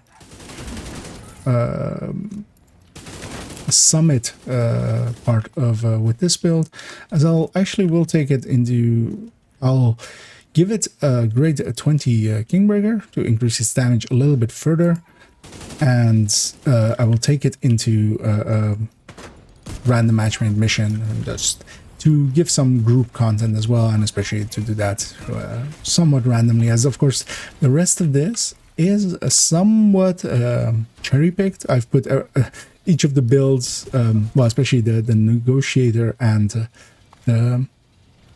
this build, into where they work best. I'm just going to follow this guy to its owner, which I see is over there, and they locked me into place for a second.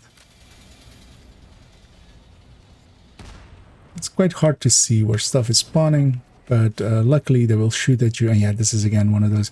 I'll leave that guy alive for a few seconds. I'm going to go after this guy, as yeah, this is one of those again tickle fights where that enemy, we can, of course, LMGs have a ton more health, and but he will struggle to go through me really quickly, and I need a moment to go through him. And yeah, those are those tickle fights.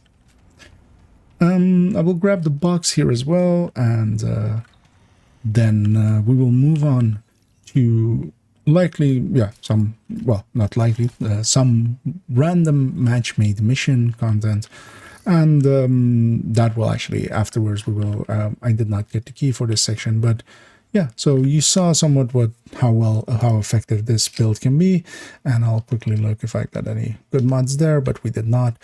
And yeah, it is quite an effective build. It's very much run and gunny, and as you say, we're on heroic with 6 directives, which some people do struggle with. I'm quite well versed with Summit and know the spawns really well and such. Even though it is quite randomized, the points where they can come from is limited.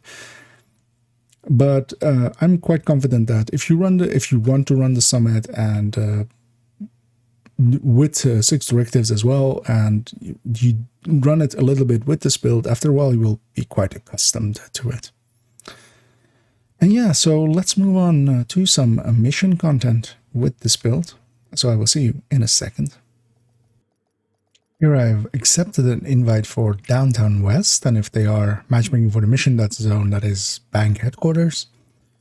And let us see, actually they are in Jefferson Plaza, which is in Southwest. So they were matchmaking for a different zone. And yeah, Jefferson Plaza might be an interesting one to do. It isn't really the best choice for any tanky build, especially the DC ones. There is no requirement here to actually use anything with survivability, because you're honestly, if I had a choice of like the group setup, if I could, which I often do, have the ability of like telling what we're going to go run to my allies as well, if we're trying to min-max, I would say 3 obliterate strikers, and together with 1 eclipse. That would be my preferred group setup for missions, as they will just do it with a lot less headache. And of course, you could also go Headhunter with Relic, which is quite broken currently, especially with Reanimation and Global Event that is active currently. Even though I do not have that active here, as yeah, that would make this way too easy. And having, or having Regulus builds. Now, I haven't inspected my allies from their armor bars. I can tell that they're either full-on skill builds or red builds. The last player in that list is likely a full-on red build. The other one is likely, I saw some powerful explosions happen there, so he's likely either a hardwire or something. I will inspect them actually in a second and know what they are. But yeah, quite often blue builds, which this is basically a red-blue hybrid, which for instance also Hunter's Fury quite often are if they aren't running full red. And they just aren't needed is the thing quite often in group content, especially not in missions. And that's also why I wanted to take it in here. Here I am a little bit redundant. Well, not fully, because I'm still dealing good damage. There's a chest back here, so I'm going to head off and get that. Well, I'm not fully redundant because I still do decent enough damage, as I also showed. This build, once stacked, once Memento is fully stacked, is doing around an Obliterate Reds build worth of damage with its extra survivability, so there is value there. And of course, there's a ton of people just running non-build. Basically even beyond my SHT level, but there isn't much value to tanky builds really. There is something still alive. So here, enemy voice line. We have Fog of War active. That's the only directive here active. I will actually take this moment to inspect my allies, which is a Heartbreaker, but just a normal one, explosive build, and just a Obliterate Red. So we have another ally which is running just Heartbreaker with blue cores and Picaros, and that's actually not a great choice. You would much rather have Seska in there. And Memento still, but we are competing with Memento stacks, especially here with our allies. There, I didn't want to have my shield out because it will get destroyed by that explosion as it hit there. But I want to actually keep. We have the two upstairs. I was hoping that, seeing as there it solved it. I was hoping, yeah, exactly with that seeker solves that issue upstairs there, or at least should.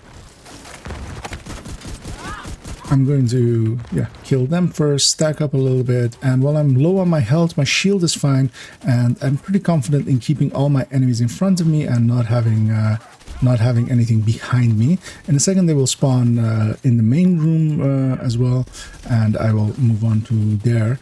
And as you saw, my ally lost his shield very quickly, even though he is also 6-tier shield, and that's the difference. The healing that the Artificer provides is actually quite strong. We have another heavy. I kind of don't want to lose my shield again, but he was backside was to me, so that actually is the nice thing about Pulse as well there, that Pulse revealed to me very quickly that, oh, that is his back, and that made it easy for me to shoot it out, where when you just have the little triangle above their heads, you don't know which way they're facing. So Pulse, I quite often really like, and it's basically, to me, it's a free wall hack. It's a dev-approved wall hack. There is no reason to not really run it. I'm going to push along and try to catch this wave as it is spawning, as I am halfway on my Memento stacks. I'm not fully there yet, but I know I can take some punishment, and I overestimated a little bit and got stuck in a corner as well. I was trying to fall back there, but as well, I turned them. I they put all their attention to me, which there are aggro. So the common thing is, there is no aggro mechanics in Division 2, and that is blatantly false because, of course, every game will at least have some aggro mechanics, even if they're not well implemented. And what it is with Division is, they are actually well implemented as well. They are pretty consistent. You can kind of rely on them. What is lacking to make blue builds effective, or blue reds, as this is the hybrid, is that it would need some more way of what in other games would be taunting. So ways of increasing our threat, and also for red builds actually to fade, for instance, where they decrease the threat. Now, Division 1 kind of had a little bit of that with, I'm setting up here because I want to be ready for the next wave where, oh, actually, yeah, they spawned late. Division 1 kind of had that with suppressors, and you had other muzzle pieces where it actually increased the damage or the threat amount. And even in Division 2, we have stuff like the decoy, where there is actually that threat mechanic, and they draw threat as well. And what I would love for there to happen is maybe that shields, for instance, also get that same threat mechanic, that when you pull out a shield, stuff aggroes more towards it. And that would also solve the problem of basically what before, especially before the disorient nerf happened to shields, everybody was running a shield, of course, even just at no red cores or no blue cores, just full red cores. And because they were just another extra buffer to your armor, they were a little bit of they were very cheap extra survivability, and yeah, that kind of worked. And yeah, the nerf kind of worked, I mean, to make that less so. A lot of people are more going towards other skills nowadays, which is actually, I feel, is kind of good for our for the build diversity. I still haven't pulled out my shield really, because actually not much is shooting at me, as also this other ally is quite intent on getting proximity on stuff and pulling aggro. And likely I am out damaging them, but yeah, they're just taking proximity, which proximity is a close effect there. But yeah, what blue builds would kind of need is some aggro mechanic, which the game currently doesn't have. And I'm actually fully stacked on my memento, which usually tells me on this build that my allies are not the strongest. If I would, which I have at points, ran this build with 3 good players on red builds or two-tone hybrids or obliterate strikers or focus strikers or stuff like that, like friends that I know that they're good players and they have really good output, I will not stack to full memento stacks like until like 2 missions later. Which yeah, is a good indicator of how good your allies are, is just basically how fast you stack up to full. When you push in, kill this last one. But yeah, especially with missions like this in DC. So for instance, if we did Wall Street or the Tombs or stuff like that, there would be a little bit more purpose to this build, to have help basically to draw some aggro. There are some enemies that it's quite valuable to turn around, especially for instance the Riker heavies. I can rush them, I can turn them around quite effectively, and that will make it easy for my allies to shoot them in the back and just not deal with the shield basically. But here still I can kind of play aggressively, and I'm likely still doing good enough damage. But yeah, if I had the choice between this or an Eclipse, yeah, I mean, there's a reason I made the Eclipse one first. And yeah, that is that is really what I love running in groups especially. And this is very much what I love running solo, but I just want to show it here. Here it's actually a little bit out of its element, because of course, yeah, with all of the other content, I kind of cherry-picked, or well, not fully cherry-picked, but I went actually also for some of the harder content at points, but with DARPA, for instance, there. But I just wanted to show it a little bit out of its element, which it is kind of here, because it isn't really required. I could, if I was running a full red Heartbreaker, I would actually likely, we would be better off. Or if I was running an Eclipse, this team would be much better off. Especially for this coming boss fight. But still, you can play them aggressively, and especially this one, of course, is quite strong. And actually, I'm now considering that I forgot to grab my grade 20 Kingbreaker, so I'm actually still running the normal Kingbreaker, the grade 0 one. So I'm giving up some damage there as well. But this build is, yeah, a balance between damage and and survivability. A quite good one, especially solo, and with weaker teams. Basically, what this team somewhat kind of feels like. Not a super weak team or anything. Not something where I feel that I'm fully carrying or something, but I feel that that the indicator is very much that for me quite often that I will let them kill that one and I will focus down this group. And yeah, we will have a backspawn over there as well, but I'm quite confident that I can stack up enough. Did they? Yeah, they did go. Yeah, it can kind of do this kind of stuff and make it easy for allies of mine. So everything's focused on me because I have proximity on them and I have dealt some damage to them. And that makes it, there is some value to it. It's just, it's an opportunity cost thing. Is 3 reds and this, or 3 reds and an eclipse for missions, especially DC missions. 11 times out of 10 I would choose the eclipse plus the 3 good reds. My ally is trying to imitate me, but his shield especially is going to be not as strong as I have available to me. I will try to break the... I was trying to catch him upstairs, but that didn't really work. Using specialization weapons on bosses is always a bad idea. Use them for waves, especially that grenade launcher is a multi-target thing, which my ally is using there too. We went a little bit after the boss, not fully, but... And that's the last time. And yeah, that kind of shows this in some group content. It does a little bit better, especially in open world stuff, of course, where you have more chances of being surrounded, but especially missions. I just wanted to show this, yeah, in outside of its element a little bit. But it still, as you saw, there was a little bit of purpose to it. It still did okay. It's doing better than a ton of non-builds that even people with much higher levels than me take into missions. But and even though we joined a little, or we joined a little bit late, but just we were still in the first room. This build outdid the rest, and that really shouldn't happen and will not happen if you're running with strong players that are running obliterate strikers, focus strikers, and stuff like that.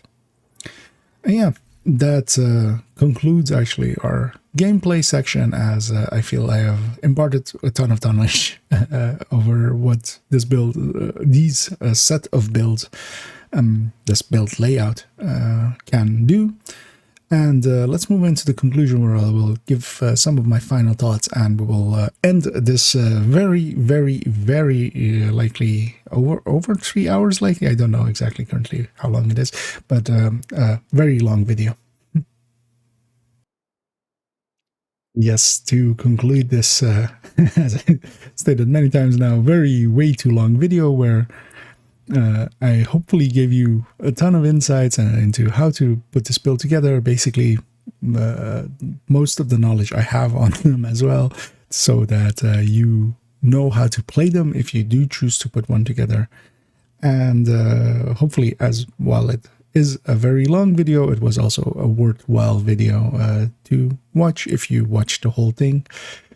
And even if you watched in segments, I hope you learned at least something, as that was my intent here, is to showcase these builds. And while I somewhat underestimated, because this ended up basically, it is 4 builds that I'm basically showcasing, and I somewhat underestimated how much time that would take, but hopefully it is still, this monstrosity is hopefully still of use and of some enjoyment.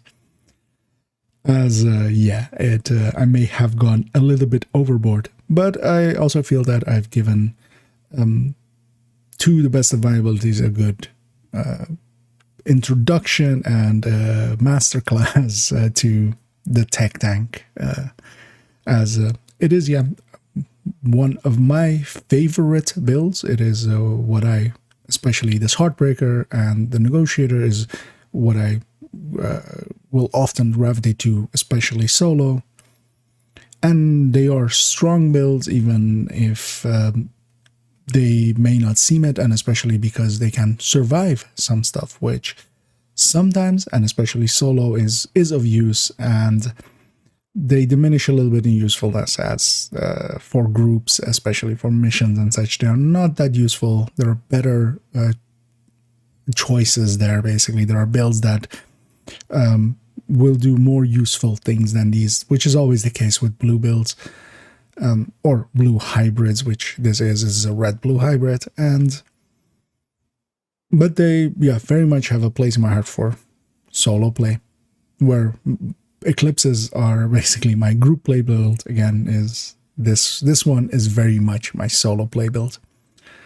And I hope I've introduced more people to it, and likely at some point in the future I will also do a separate build showcase on the Heartbreaker one as well, just to have a shorter video that some people can watch, as I can quite understand, as this video will likely be over.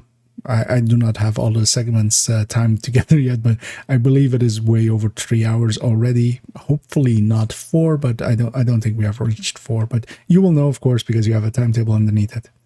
As always, everything will be linked below: the build collection, all of the builds I have showcased and masterclassed here, and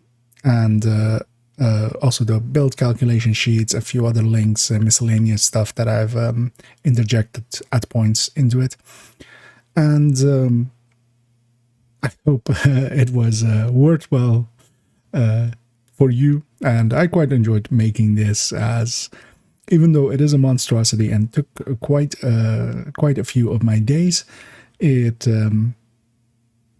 feels good to have made it finally, as I